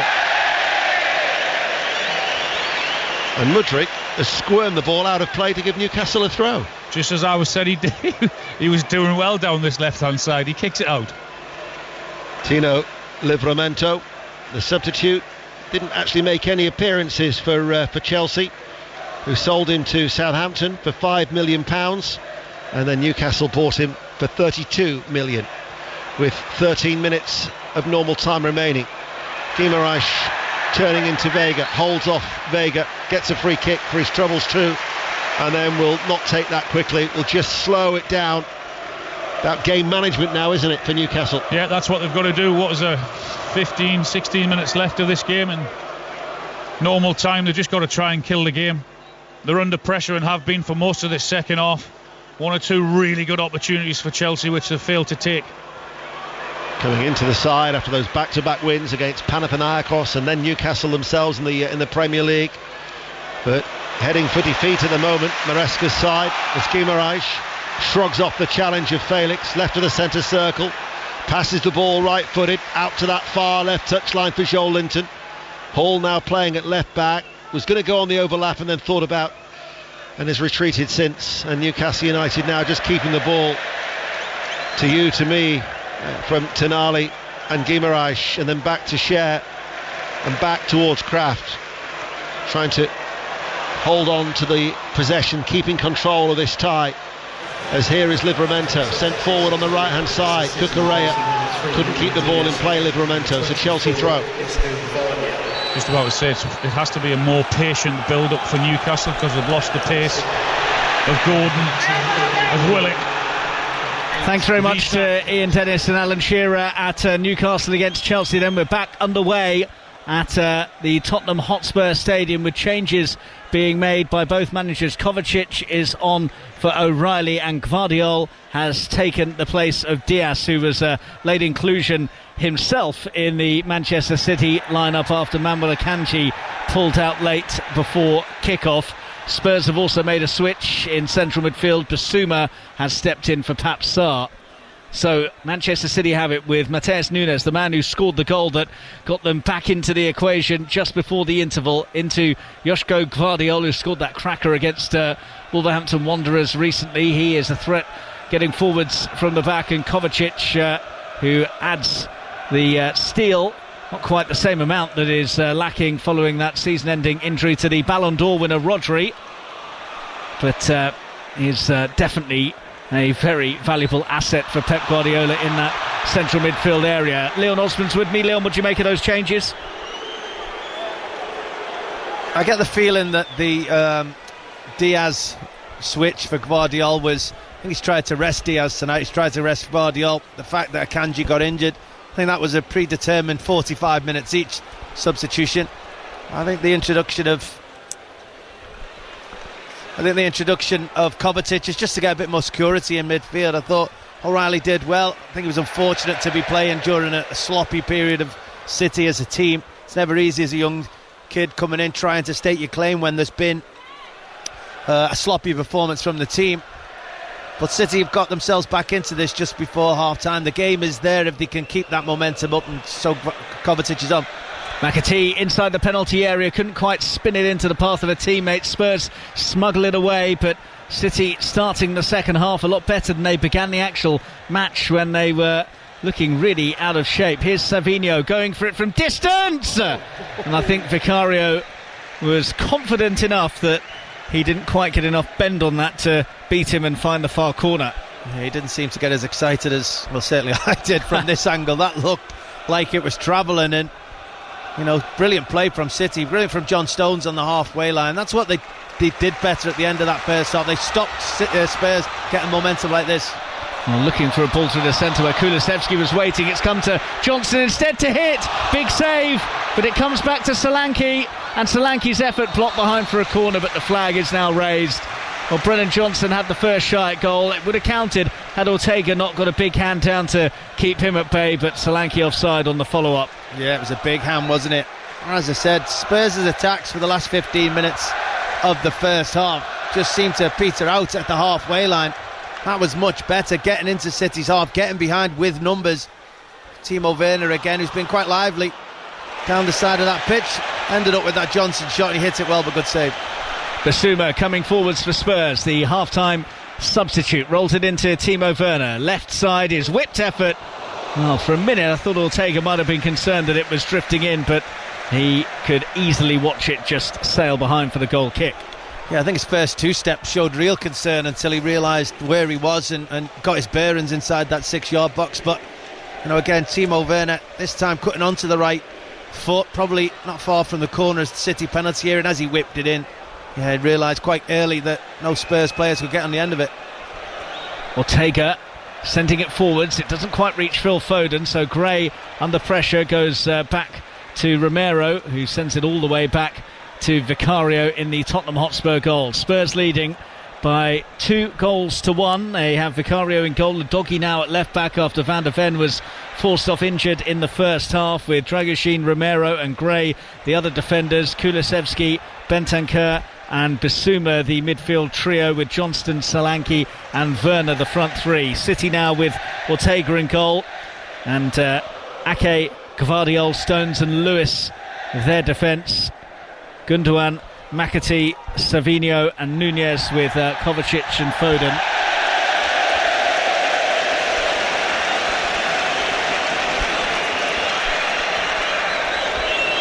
It was in fact Ilkay Gundogan who went off rather than O'Reilly. Yeah, that's my fault, giving you bad information there.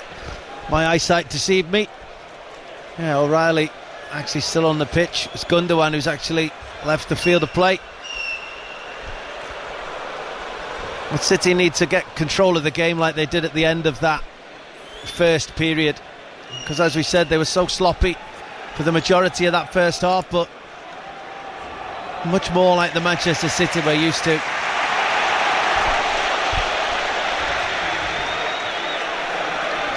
Ortega has it for Manchester City as Spurs get ready to make another change, which I imagine is unexpected one, given that they made one during the half-time interval. Here comes Savinho for City. 5 minutes gone in the second half. 2-1 to Spurs. Savinho, edge of the area, back to Rico Lewis, into the path of Kovacic. There's a wall of white shirts between him and Vicario's goal. The ball is pumped in towards the penalty spot area. Foden can't quite get there.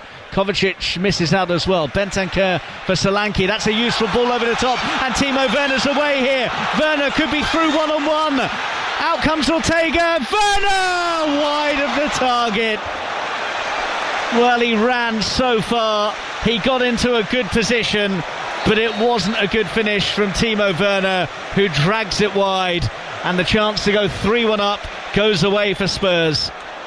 Well, he's such an exciting player who can frustrate you all in one movement. I mean, he's run from about 10 yards inside Manchester City's half. He's broke away. They just put the ball in space. He's took it in his stride absolutely brilliantly.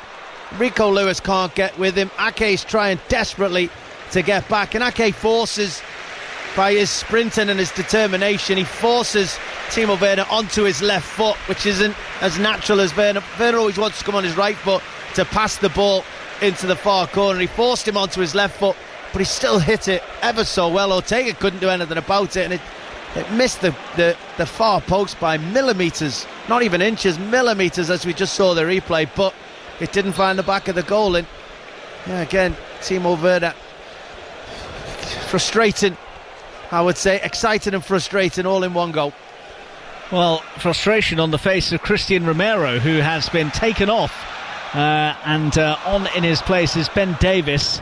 So two of the starting four at the back for Spurs have been switched. Van der Ven was definitely injured, and as for Romero, well, just injured pride, I think, for him, as Rob Jones now dishes out a yellow card for the prevention of a promising counter-attack as City surge forwards. Leon Osman?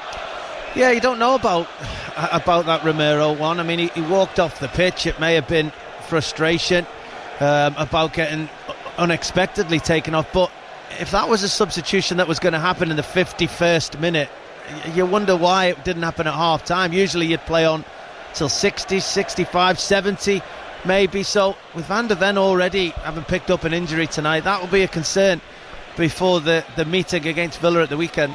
Matheus Nunes on the left side for Manchester City, works it back to Gvardiol, corner of the Spurs penalty area. 53 played at the Tottenham Hotspur Stadium. Really does feel like a game that is back on a knife edge after Spurs felt quite dominant in that first half when Manchester City were well off it. Kovacic in centre field at the moment, and Bissouma has just had a nibble, and he's the player who's just picked up a yellow card, so he will need to be a bit cautious with the challenges he makes for the remainder of the game. Mateus Nunes, left hand side now for City, stands up Archie Gray, goes backwards and square to Gvardiol, who got there ahead of Kulusevski. Kovacic with the big switch across to the right flank. Savinho has it, went for the ball in with the outside of his boot, couldn't find a teammate, so it's back with Stones, and Savinho has it again. And Spurs have done well there, because City were by the edge of their penalty area, and now they've been forced back into their own half. Yeah, again, spoke early in the game about how well Spurs did organisationally, forcing Manchester City where they wanted them to go, rather than having to react to what City were doing. Starting to see a little bit more of it.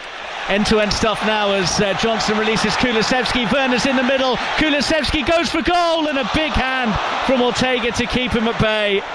That is a massive save from the City keeper. Kulusevski, angle wasn't ideal, but he thought it was a better choice for him to have a go at goal than to square it to Timo Werner. There's a pretty cruel joke in there somewhere about him deciding that was the better option, but it still needed a good stop from Ortega. Yeah, and you make decisions on the football pitch at times to take responsibility yourself, or sometimes to trust your teammate. Kulusevski decided to trust himself, largely because of what John Stones did. He had two players behind him. If he'd have gone to Kulusevski, he'd have just played it across square for an easy tap in. What John Stones did was he just cut that pass off, he narrowed the angle, and he basically said, go on, I'm going to trust my goalkeeper to make a save. Kulusevski realised it wasn't an easy pass, went for the goal, and Ortega was equal to it. But brilliant positioning from John Stones, and trust that his goalkeeper could actually make a save. 10 minutes gone in the second half. Tottenham 2, Manchester City 1. As Archie Gray tries to get his way clear of Mateus Nunes, and Gvardiol has taken it out for a throw, which is taken very quickly by Gray for Brennan Johnson. Kulusevski now 20 yards out from goal, rolls it to the left. Timo Werner takes a touch into the area. Werner goes for goal and is off target again. Well, he's certainly tried his luck a number of times. His luck was in with the early goal that gave Spurs the lead, but hasn't been since, as we've spotted something downstairs, Leon Osman. Oh yeah, Pep Guardiola's just signalled for a substitution. Just called over Bernardo Silva to give him information, get stripped and get ready to join the action. But you're right, Spurs have looked very dangerous when they've got runners in behind City's fullbacks, and largely Johnson, Kulusevski or Timo Werner. But they've ended up with efforts from angles quite a lot. And Timo Werner in particular has had the majority, just hasn't been able to find the target enough. Good play though from Spurs. Gray has it in the right back area for Spurs, into the feet of Kulusevski, who's got Gvardiol going all through the back of him, but Spurs have got it up to halfway. Ake now has it though for City. Kovacic driving through the middle into the feet of McAtee. That's not a great pass, but it will be kept in play by Mateus Nunes. Backwards of square to Joško Gvardiol. Midway inside Spurs territory as he lifts it crossfield to Savinho. Takes it down, but when he does, he's got Udogie quickly onto him. He gets to the byline and gets the ball back across, which is deflected for a Manchester City corner. Yeah, and they're bright at the moment. I mean, the game has been good. I mean, as I said, City have started to assert their dominance with possession in the Spurs half, but thankfully for our point of view, for the spectacle, for the game, and for Spurs themselves, they've been a real threat on the counter-attack. It's been a good second half. Corner for Manchester City then, as we head towards the hour mark. It will be an in-swinger to an area that has got a lot of maroon shirts in there for Manchester City, and one of them was being a bit too robust in the challenge, because Rob Jones has awarded a free kick the way of Tottenham Hotspur. Yeah, I didn't quite see it at the first viewing. So many bodies in such a short space there. John Stones desperate to get on the end of it. Referee Rob Jones certainly saw something. As we see that substitution, it's Phil Foden that's leaving the pitch for Bernardo Silva. Maybe that was always the plan. An hour for Foden, half an hour for Bernardo Silva. It certainly doesn't lower the quality of City's attack. However, as that substitution's being made, Savinho's down on the floor. Maybe Pep may have wished he'd have just held on a moment. Yeah, it's concern for him that Savinho is on the turf, and they're asking for the medical staff to come on to have a look at him. I can't recall what it was that has led to the problem here for him, but it does look to be a pretty big problem for the Brazilian. Yeah, and frustratingly for the manager, you know, he went down just as Phil Foden was leaving the field. You know, you'd wish he'd shouted over, just hang fire a moment, just give me a second because I might be struggling myself. But he called his teammates over as if he needed help relieving cramp to come over and see him, and then he asked his teammates to look at his ankle. They signalled to the bench for the physio to come on, and then he started acting like he was in real trouble. So not quite sure exactly what's happened or what he's been feeling. Well, it's a delay in proceedings here, which gives me a chance to tell you about the other scores in the Carabao Cup tonight. Liverpool have beaten Brighton and Hove Albion by 3-2 at the Amex Palace. 2-1 up away at Aston Villa in stoppage time. Manchester United cruising through against Leicester City under the guidance of Ruud van Nistelrooy tonight. They're 5-2 up against the Foxes. Newcastle heading through as well, 2-0 up against Chelsea. That one is in stoppage time. Likewise at Deepdale, where Preston are trailing Arsenal by 3-0. And in the Scottish Premiership, the couple of games we're keeping an eye on, it's one each now between Aberdeen and Rangers, and Celtic lead Dundee 2-0. Celtic into stoppage time, still 15 minutes or so to go at Pittodrie between Aberdeen and Rangers. Well, this problem for Savinho certainly is a problem, because it looks as though there is going to be a substitution taking place here. Yeah, it's young Jacob Wright, who's looks like he's stripped, just having a drink of water before he probably joins the field of play. Savinho's not moved. He's still lying on the pitch. The physios have come on. They've not moved either. They're now bringing a stretcher on for him. Bernardo Silva's just trying to speak to him, console him. And it seemed like he just went down away from everybody. I'd like to see a replay. I mean, they showed a replay before of him putting a cross in, but even after that he ran away from it before he's eventually sat down just outside the penalty area. So certainly not what any manager wants to see. One of their players needing to get stretchered off the field. They hope he's okay. We all hope he's okay. But Manchester City have to make a substitution as they go in search of this equalising goal. We mentioned Jacob Wright came on for 17 minutes of the League Cup success at home to Watford in September, and he's going to get a bit longer than that this evening if, as expected, he does come on here for the stricken Savinho. And they just started to see more of him in this game as it had gone on in terms of Savinho causing problems for that Spurs backline, but he won't be causing any more because he is being stretchered off here. Yeah, as I say, hands on his head, not a good sight for anyone to witness. He's getting a good round of applause from the Spurs faithful. And you're right, he sets up the goal just before half-time for Manchester City with some wonderful plays. Had some sparkling moments in this game. Savinho just growing into that Manchester City shirt. We hope that's not him out for an extended period. Certainly looks really upset. Hands on his head, on his face there as he leaves. There is an opportunity for young Wright to join the field, and I'm sure his family and his manager are all hoping he can make a big impact for City in the game. England under-19 international as we welcome listeners on 5 Live to our coverage here at the Tottenham Hotspur Stadium, where Spurs are leading by 2-1. Manchester City just forced into a change though, with young Jacob Wright coming on, the 19-year-old who has played a few minutes in the League Cup already this season. Savinho stretched off, and Spurs have seen Mickey van der Ven go off early on in this game as well with what looked like a hamstring problem. But there's a problem for Pep Guardiola's Manchester City at the moment. 2-1 down. They got themselves back into it just before the break when Matheus Nunes finished off a fine ball in from the now departed Savinho.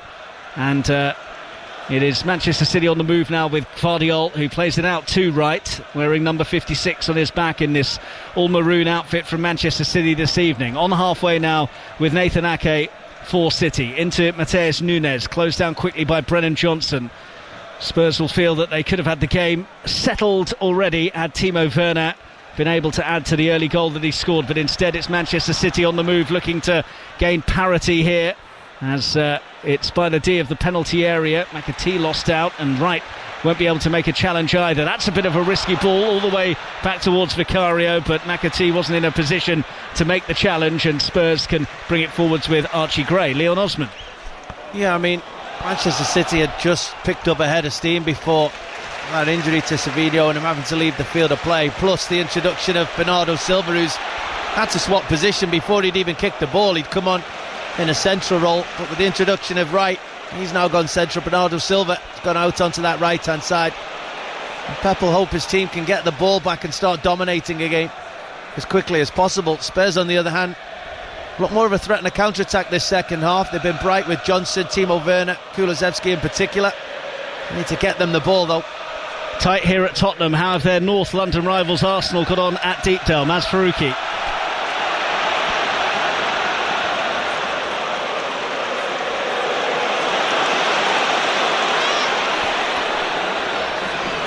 Spurs on the move here with Kulusevski. Brennan Johnson gets to the byline. His ball in is awkward for Rico Lewis, who manages to get underneath it and scoop the header away.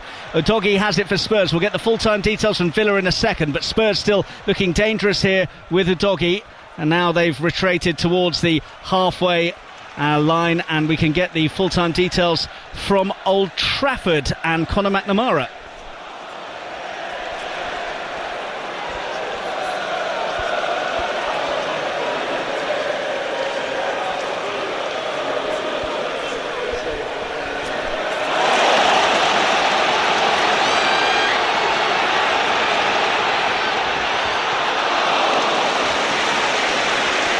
It's a corner here for Tottenham Hotspur after a great run from Werner on the left-hand side. But before Spurs take it, full-time details from Villa Park and Lee Blakeman.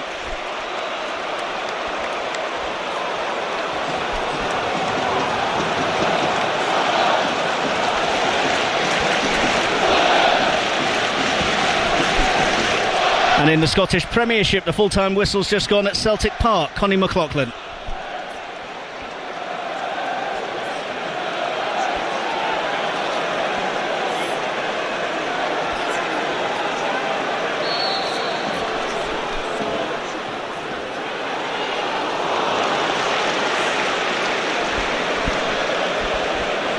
Thanks, Connie. And Aberdeen leading Rangers by 2-1 with around about 80 minutes gone at Pittodrie. We'll keep you up to date with that one with Gavin Wallace in the closing stages. Here at Spurs, though, midway through the second half, and City still trail Tottenham by 2-1. And Spurs are the side who have had more of the chances since the break, Leon. Yeah, and in particular when they get Timo Werner or Brennan Johnson running in behind those City fullbacks. In those areas they vacate when they go and attack and push people forward, and they both run together. There's always that square pass to play into dangerous positions. They just haven't quite found it in the second half. Rico Lewis, about 10 yards outside the Tottenham area, goes backwards of square to John Stones. He works it across to Bernardo Silva, who's got Werner for company. Bernardo Silva skipping away from him easily, gets to the byline, little feint to do Udogie as well. Bernardo Silva for Rico Lewis. His ball in is poor though after good approach work by Bernardo Silva, and Udogie has just popped it out of play because Timo Werner has sunk onto his back and is motioning that he might need some attention here for a collision. But well, Timo Werner, the night started so well for him, as I said, Leon. He got that goal that he so desperately needed after his run of form, but he could and really should have had a hat-trick to have ensured that Spurs got the job done.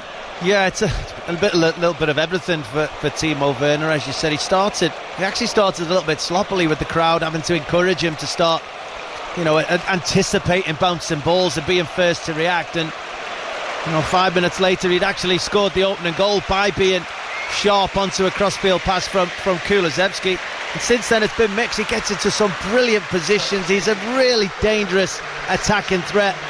He just tends to lack that end product. He can flatter to deceive at times because of it, but there's no doubt Manchester City have been really worried by his application and what he's done. But he's the type of player that could score 3 or 4 goals a game if he took the chances that he manages to get for himself.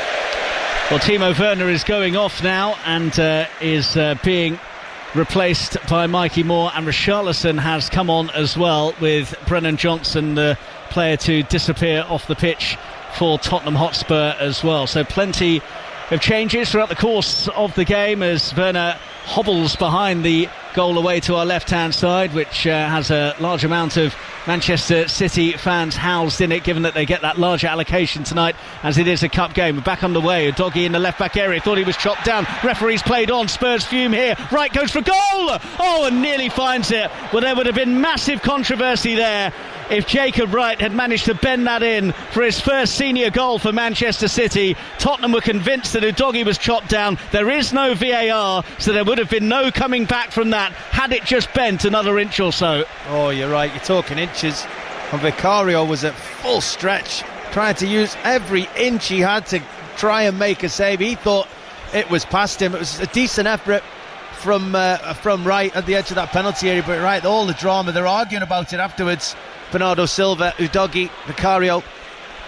Rico Lewis back to Bernardo Silva. They've seemed to have clicked into gear now, Manchester City. They've not been their usual selves throughout the entirety of the game. They've shown their brilliant best in patches, and now you feel they're just coming into that kind of territory now, with Spurs chasing shadows as they pop it around. But Spurs still hold the advantage 2-1 with 20 minutes of the 90 remaining. Yeah, and that double substitution could be and needs to be important for Ange Postecoglou, because Timo Werner and Brennan Johnson were still causing City problems. They were a threat.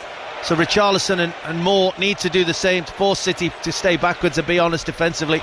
Here's Matheus Nunes in the area going for goal and shooting straight at Vicario. Well, that was a waste from the man who did score in the first half for Manchester City. Bent that right into the midriff of the Spurs stopper. Yeah, and they created him some good space inside the penalty area, so that he came off that left-hand side inside the Spurs penalty area. But his first touch wasn't good enough. His first touch left the ball in between his feet, so that he never really whipped his foot around it or got any real power or accuracy on it. It went straight to Vicario. But City are really starting to find more spaces than they have done in the previous 70 minutes.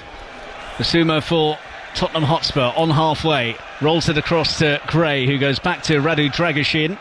Dragusin fires it back to Vicario. Wasn't the best of passes for the keeper to deal with it, but he's managed to get it out to Gray, who's closed down quickly by Matheus Nunes, and it comes off the City man last, so Spurs will take their time over this restart. The identity of the final quarter-finalist in the Carabao Cup this season then to be decided here. Liverpool, Palace, Manchester United, Newcastle and Arsenal have all gone through tonight to join Southampton and Brentford in the hat after their victories yesterday. And at the moment it's Spurs who are heading into the final eight. The draw for the quarter-finals coming a little bit later on, by the way. Vicario knocks it short inside his area to Ben Davies. Two of the starting back four for Spurs have been switched throughout the course of the game so far. Van der Ven went off injured early on with a hamstring problem, and Romero was taken off in the second half, with Davies coming on for him. Here goes Kulusevski surging over halfway for Tottenham now on the right flank, into the feet of Mikey Moore, the player that so many Spurs fans are desperate to see, compared to Neymar recently by James Maddison. No pressure then, for a 17-year-old. I'm sure that there were plenty of comparisons that came your way as a youngster, Leon. What were the stellar names that were linked? I wouldn't like to say any of them. Absolutely not. But Neymar, I mean, it's a fantastic compliment. But there's an awful long way from promise to delivering on a football pitch. His reputation is fantastic. He's getting the opportunities. Now it's time to shine and show what you've got, but try and do it without feeling the pressure of such a person to be related to.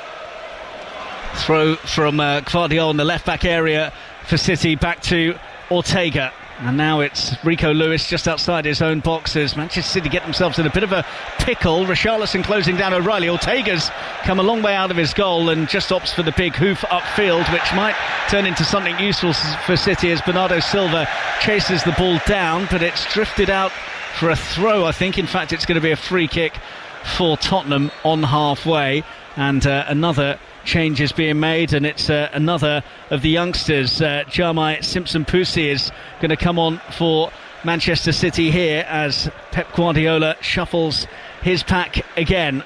So Nathan Ake goes off. This is an attacking move, and one that City need to make with just 17 minutes of the 90 left to play. Yeah, interesting from Manchester City. Sometimes I always wonder in these games, are these substitutions predetermined by how long you want to give players, or are they some change with regards to injuries, which you certainly don't want to pick up or going in search of claiming the result, or even getting minutes into young players coming in. It's always a guess. You have to trust the managers, but there's no way you can say that either team aren't trying to win this game despite all those changes. Well, he did say, didn't he, that he was going to play a reserve team or a youth team when he was talking about the fixture congestion, when they had that quick turnaround of matches due to various reasons, and some of those from the youth side of the star-studded Manchester City setup have been thrown in by Guardiola this evening. Here's Matheus Nunes, though, for City on the left flank, closed down by Archie Gray, offloads to Gvardiol, into the feet of Wright, who's in the area slightly behind Gvardiol with the return pass. Otherwise he would have had a shooting opportunity from 12 yards out. Banged across to Bernardo Silva. Too much on it, though, I think, for Bernardo Silva to keep in. Well, he's prevented it going behind for a goal kick, but can only give Spurs the throwing on top of the corner flag. Leon Osman. Yeah, a couple of moments that Wright got into a wonderful position, just played the pass in behind his teammate inside the penalty area, but they won it back quite quickly, and then again just a little bit sloppy with a crossfield pass. I'm just seeing pictures of Pep Guardiola sat on the bench with a big smile on his face. I think he's enjoying seeing some of these young players step into this first team environment. One or two of them have actually looked really, really comfortable out there playing this type of football that he demands from his team. City have it with the newly arrived Simpson Pusi, who has the confidence to take it away from Solanke and play it forwards nicely. Doesn't look out of place coming on there, does he, the youngster, as it's worked out wide to Bernardo Silva. Quarter of an hour to play. Manchester City 2-1 down at Tottenham. City with a lot of territory in possession, but Vicario's not had a great deal to do since the restart. Richarlison with a chop challenge on O'Reilly that doesn't win the ball, and he has to get back into shape. Spurs sitting in and trying to force the Manchester City passing error, of which there were a number in the first half. Simpson Pusi now wide to the left hand side. Matheus Nunes, who's got Archie Gray trying to close him down. Backwards of square to Kovacic. Attack against defence feel to it at the moment as City move it from side to side without any real inroads. Now it's lofted forwards for Gvardiol, who gets to the byline and gets it across goal. Pinball in the area. Tottenham get a bit fortunate and Basuma gets it away. Yeah, he's such an attacking threat, Gvardiol. He's come to City as a defender. He's joined the field of play as a left back, and yet you find him on the corner of the 6-yard box ready to get a shot or a cross. Goal, wonderful pass. I think it was Matheus Nunes played it in there, but yeah, you're right. It was pinball inside that penalty area. It could have fallen to anyone. Spurs thankful it fell to the feet of Basuma.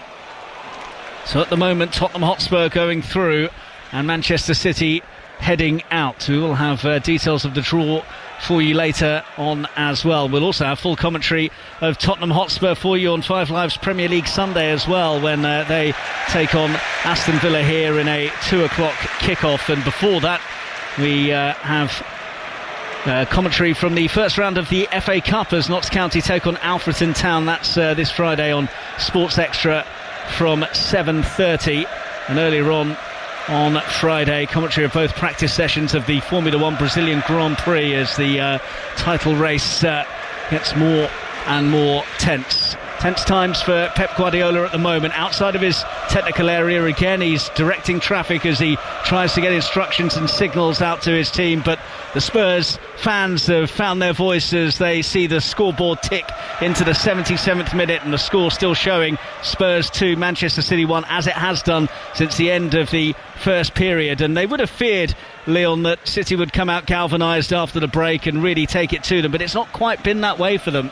No, for a number of reasons. All the substitutions have disjointed City's attacking momentum. That injury to Savinho when he play stop for a little bit when he was unfortunately stretchered from the field has just stopped the momentum. And we were talking about it in the first half about what Ange Postecoglou said after the defeat to Crystal Palace at the weekend. He didn't like how Crystal Palace stopped the momentum and the flow of the game. I think it's suiting his team at the moment. It's not allowing City to get into full flight and dominate the possession of the ball.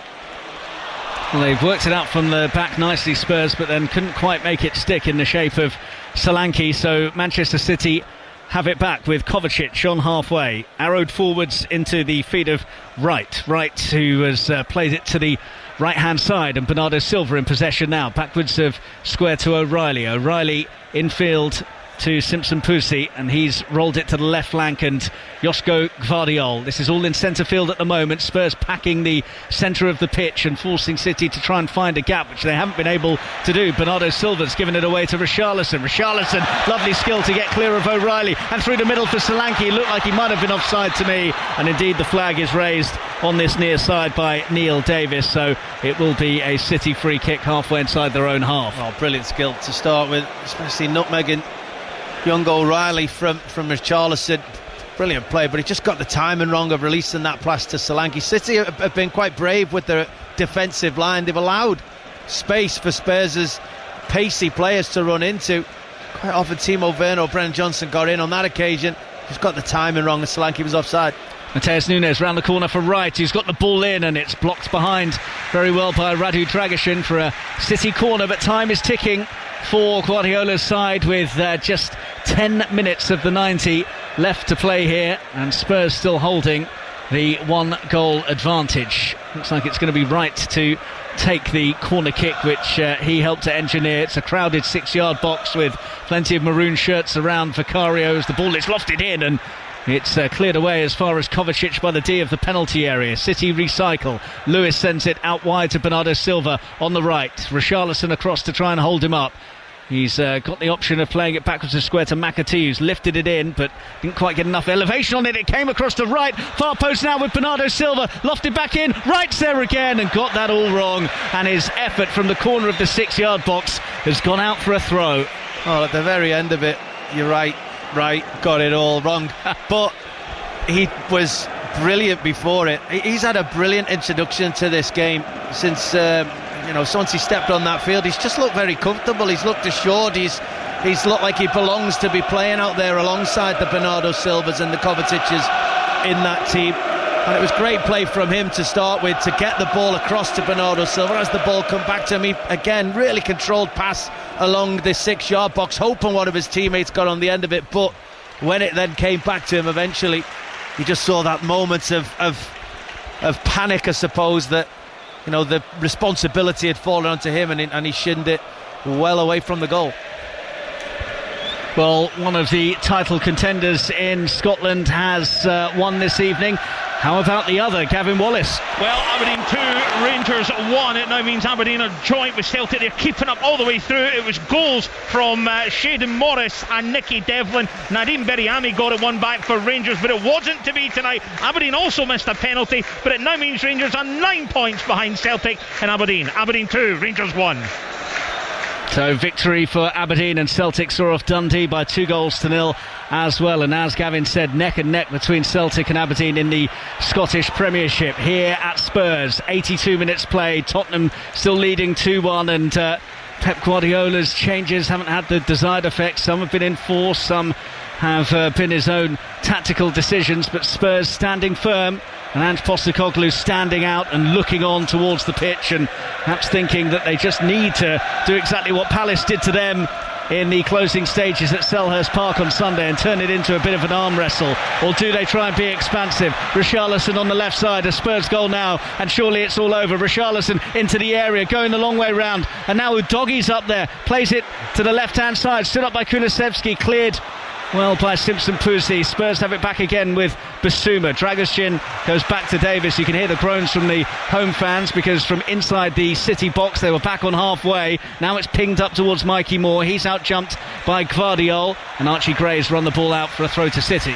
We've asked the question before, what will Ange Postecoglou want to do? I'm pretty sure he wants another goal. I'm pretty sure he just doesn't want his team to settle and try and contain Manchester City for the remaining 8 minutes plus stoppage time. But Manchester City have actually been given Spurs the opportunity on the counter attack if they work it right, if they're precise with the pass, if they time the run.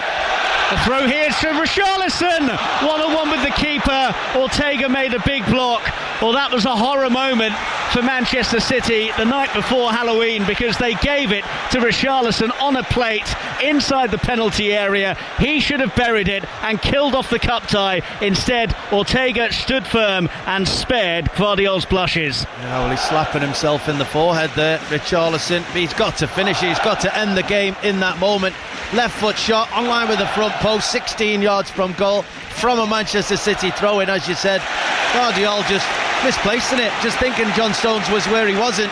Richarlison, once he's run through to it, should really finish the game off in that moment. Well, Spurs have got themselves the corner. 84 minutes now played, and understandably no hurry between Kulusevski and Mikey Moore as they work a short one here. They've taken it now. Mikey Moore back to Kulusevski, gets the angle for the arrowed ball in towards the far stick. Ben Davies back into a good area, but from the penalty spot region, Núñez has been able to clear. Collected by Bernardo Silva, but that's loose from him. His back heel straight into the path of Richarlison. Left wing for Tottenham Hotspur. Richarlison now is outnumbered, but he's not outmanoeuvred, because with 3 City players around him, he's managed to coax the foul out of Rico Lewis, who berates Rob Jones, the referee, and Spurs have a free kick, and Spurs are just winding down the clock and showing some good game management. Yeah, great play from Richarlison. Picked up that back heel from Bernardo Silva. Bernardo Silva thought Rico Lewis was behind him, but Richarlison worked really hard to get in a position to be able to pick up that ball, and once he did, he then held off Lewis and just spun him, used his strength, drew the foul, which the Spurs fans certainly appreciate at this stage of the game. Well, they were unsure about what they wanted from the game between the sides here in the Premier League at the back end of last season. There's no doubting that Spurs are desperate for the success tonight, and it's going to be a free kick whipped in front of that massive mass of Tottenham Hotspur fans in the South Stand, willing the ball in, that would see them able to look forward to the draw for the quarter-final of the Carabao Cup a bit later. Fired in towards the near post, and there's a bit of a scramble in there. Kovacic managed to win it and try and lead a quick counter-attack. Basuma's across to cut that off and has done just that, although it's rebounded favourably for Gvardiol, who's got Richarlison snapping at his heels just outside the Manchester City area. Kovacic has played the square ball. This is still within City's half at the moment, though, and Spurs back in their shape quickly. And a row of 5 at the back there, a readjustment perhaps from Ange Postecoglou to try and stem the tide as they get within sight of the finishing line. Wright has it for Manchester City, lofted forwards to Gvardiol, who'd made a run in the area. Pressure comes from Matheus Núñez, but it's guided home safely to Vicario. He bangs it up towards halfway. Stones can only head it backwards towards the youngster Simpson Pusi, who'll play it back to John Stones. This is still in the City half at the moment. Still not much for Vicario to do in the entirety of this second period. Yeah, and you just spoke about where Spurs are back 5. They're not. They nearly got caught out on the counter-attack by Man City, and they worked ever so hard, and they just got bodies back into defensive positions and just picked up whichever they were closest to. The manager will be delighted with that, and she mentioned that he was critical that his team lost the fight against Crystal Palace, that they lost the battles on the pitch. Well, I don't think you can say that here this evening. I think they've stood up to Manchester City. I think they've been good defensively. They've been organised at times. They have been a threat all evening long on the counter-attack. I think they'll be pleased with them. We've got 3 minutes or so plus stoppage time left to play. Matheus Núñez for City. Back to Gvardiol. Square ball to Rico Lewis, who's worked it again wide to that right, and Bernardo Silva, who whips the ball in dangerously. Vicario comes and slaps it away. Wasn't the most convincing piece of goalkeeping, but it did the job because Núñez wasn't able to get onto the cross. But it's rebounded for Gvardiol, who smacks it against Archie Gray. It's behind for a Manchester City corner. Yeah, he nearly allowed panic to set in there, Vicario. It was an unnecessary dive. The ball was running aimlessly through for a goal kick, and he maybe was unsure, went full stretch with the right hand, nearly put it in the path of Núñez for a simple tap-in. City have worked it through to a corner kick.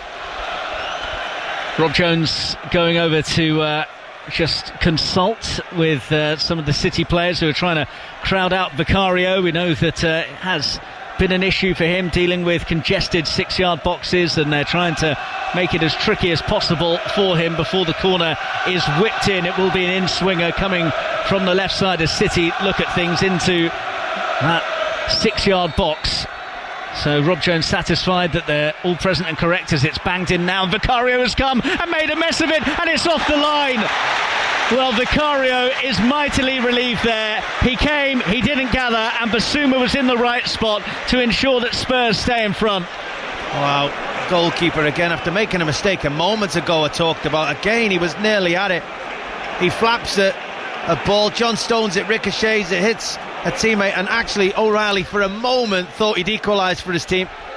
In comes the resulting corner, and the flash header at the near post, and Guardiol is over the top. 2 near misses in quick succession for Manchester City, but they were both misses, and we are now into the final 90 seconds of the 90 minutes with Tottenham still leading. Yeah, Guardiol should do better. He should get that header on target, but the chance before was a big one, and it was brilliant from Basuma, realising that his goalkeeper had gone and flapped at one, realising his teammates weren't going to. He just ran back to the post. He ran back to his goal line on the off chance that he might be able to affect it. And as O'Reilly hit the half volley, he just stuck a left toe out. It was going right in the corner before that block made it go for the corner, and may have just sealed a win for Spurs. Well, Spurs looking for the settler now. Mikey Moore was waiting in the middle, but Stefan Ortega able to make the gather and get the ball forwards quickly, but they don't have much time left. Mateus Nunes being tugged back by Archie Gray, and he's going to get a yellow card here. Knew exactly what he was doing there, and shows no emotion whatsoever about the yellow that's shown in his direction. He was almost egging the referee on to give it to him. Yeah, great foul, if I'm being completely honest. If, as a player on the pitch, he tried to dive in and nick the ball high up, and Nunes just rolled him and was away into acres of space just crossing the halfway line, and Gray pulled him back. Nunes thought he was getting away, but he made sure by pulling him back again. There was probably 2 yellow card offences in that one moment, but the referee right to dish out the yellow card. Mateus Nunes, maybe last chance saloon for City now. We wait to see how much stoppage time there'll be. We're into the last few seconds of the 90.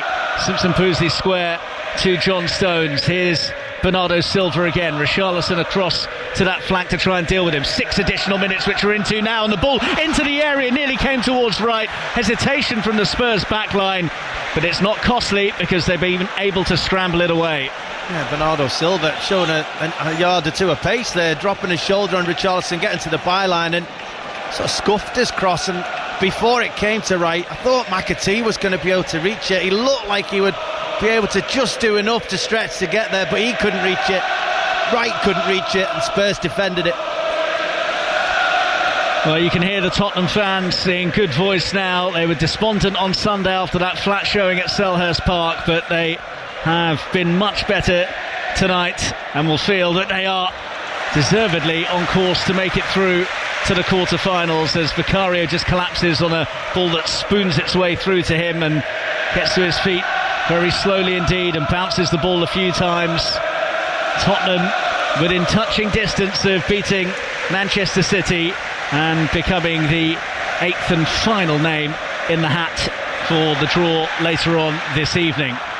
City though have a throw, left back area. Guardiol goes across to grab the ball off one of the plinths and hurls it backwards of square to Simpson Poosley. Now it's John Stones for Manchester City, but this is right outside their own penalty area. Kovacic gains a few yards and skips away from Richarlison. That's good stuff by Mateo Kovacic. O'Reilly has it. Bernardo Silva wants it on the right hand side. He's fed now. The doggy goes across to try and box him off. Bernardo Silva backwards of square to Rico Lewis. Now it's with Stones. Spurs with a good squeeze though, because they forced City back towards the halfway line. Simpson Poosley with a nice ball to Jacob Wright. That's an excellent challenge that has come in on him though, to see the ball squirt to the left hand side. Back to Wright again. Chance to bend in the cross, and well, it was into a good area, but O'Reilly was blocked off from getting it by Destiny Udogie, and he ensures that it just goes out of play for a goal kick. Yeah, I think O'Reilly got a bit of cramp as he tried to go and break to try and get it. He just lacked that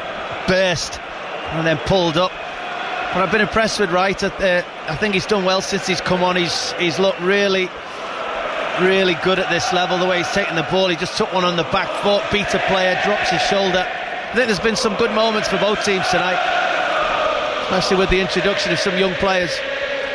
Nearly half of the 6 additional minutes have gone, and Guardiol has to dive to get his head to the ball that was going to reach Mikey Moore and guide it back to his keeper Ortega. He's got it out quickly. Kovacic again bursting over halfway, and he's advancing towards the edge of the Spurs penalty area. Nice disguised pass right by the edge of the area, goes for it and sends it wide.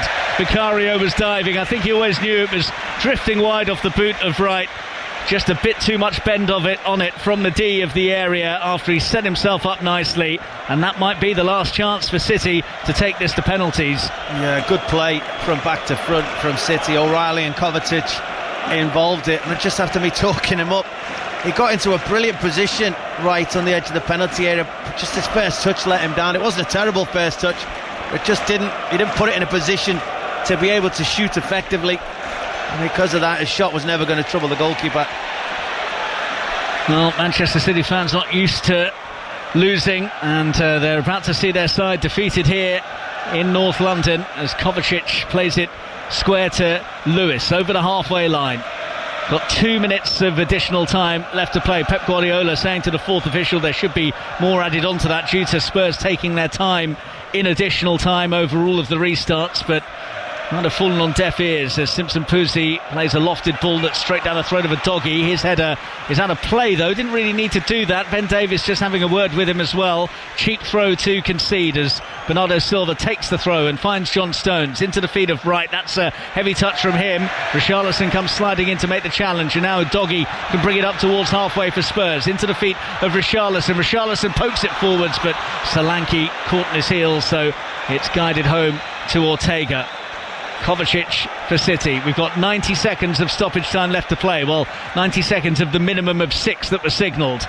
And McAtee dabs it forwards into the path of Bernardo Silva. Right wing as City look at things. Here's Jacob Wright again. Good shape again from Spurs though, because they forced City to retreat and build and move it from side to side. Stones looking for the angle for the killer pass. Opts to go wide again to Bernardo Silva, hugging that right touchline. The doggy in attendance, backwards of square though for the cross to be whipped in. Good as well, and O'Reilly twisting and turning, got his head to it, but couldn't direct it anywhere near goal. And it's behind, and it's a goal kick, and that might be that. Yeah, you'd expect so. Well worked though from Manchester City. The young players playing a huge part in that last move. McAtee to Wright, crossing it, and it's O'Reilly that actually battles his way with Dragerson to get on the end of it.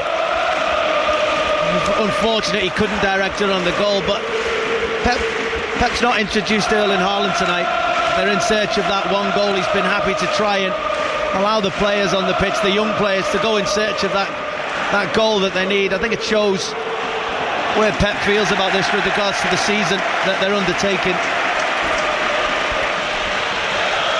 Ange Postecoglou at the edge of his technical area. The ball dribbled his way, he gave it back to Archie Gray. He knows now that they are seconds away from success against Manchester City in a spot in the Carabao Cup quarter-finals. Kulusevski launches it into the midst of Stefan Ortega, and that's it.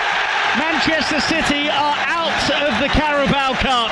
Tottenham Hotspur have beaten them by 2-1. An embrace between Pep Guardiola and Ange Postecoglou down by the dugout. Spurs in front early on thanks to Timo Werner's finish after a wonderful flowing Spurs move. Sarr from distance made it 2 before Mateus Nunes reduced the deficit on the stroke of half-time. But Manchester City didn't offer too much after that, and Spurs are safely through, and overall Leon Osman deservedly so. Yeah, I think just about. I think Spurs, I'm not saying Manchester City didn't want to win this by any stretch of the imagination, but I think it was more important to Spurs to actually go through here tonight. Manchester City have got other things to go and try and compete for. I think this could be a really good avenue for Spurs to try and have success this season. I thought they started much better than Manchester City. They caused Manchester City problems with regards to putting pressure on them defensively, creating 1 or 2 opportunities, and they were 2-0 up before City came out of the blocks, and it gave them a real opportunity to defend well, to hold on to it. As I said before, they were criticised for losing battles, individual battles, team battles at the weekend to Crystal Palace. Well, they certainly didn't lose this battle today. They were impressive at times. And how will Pep Guardiola look at this? As you mentioned, he decided not to bring on Erling Haaland at any point in the piece. Does that suggest that he was happy happy enough to roll the dice, and he'll take this one on the chin. Well, I think he spoke about the amount of fixtures that his team have got and are coming up against, and Erling Haaland is asked to play in pretty much all of them and most of the minutes in them on top of them, especially since Alvarez left the club. So I think it was more important for him to give him time off tonight and hope and ask and desire the other players, the younger players, to come through. But I think he'll be pleased with his team, despite them starting the slow. I think if you speak to Pep after the game, he'll say he was really proud of the way his team played, especially some of the young players. O'Reilly got a full game. McAtee played a full game. He was cramping up at the end. Wright came on and had a good game. Simpson Pusi looked very assured at the back when he came on. And it's not always about winning every competition. It's about winning the important ones, I think, for Pep, and developing players. He's always been a developer of young players throughout his time at different clubs, and you may have just seen the next batch. Nice one, thanks very much, Leon. So here at a pumping Tottenham Hotspur Stadium, it's finished Spurs 2, Manchester City 1.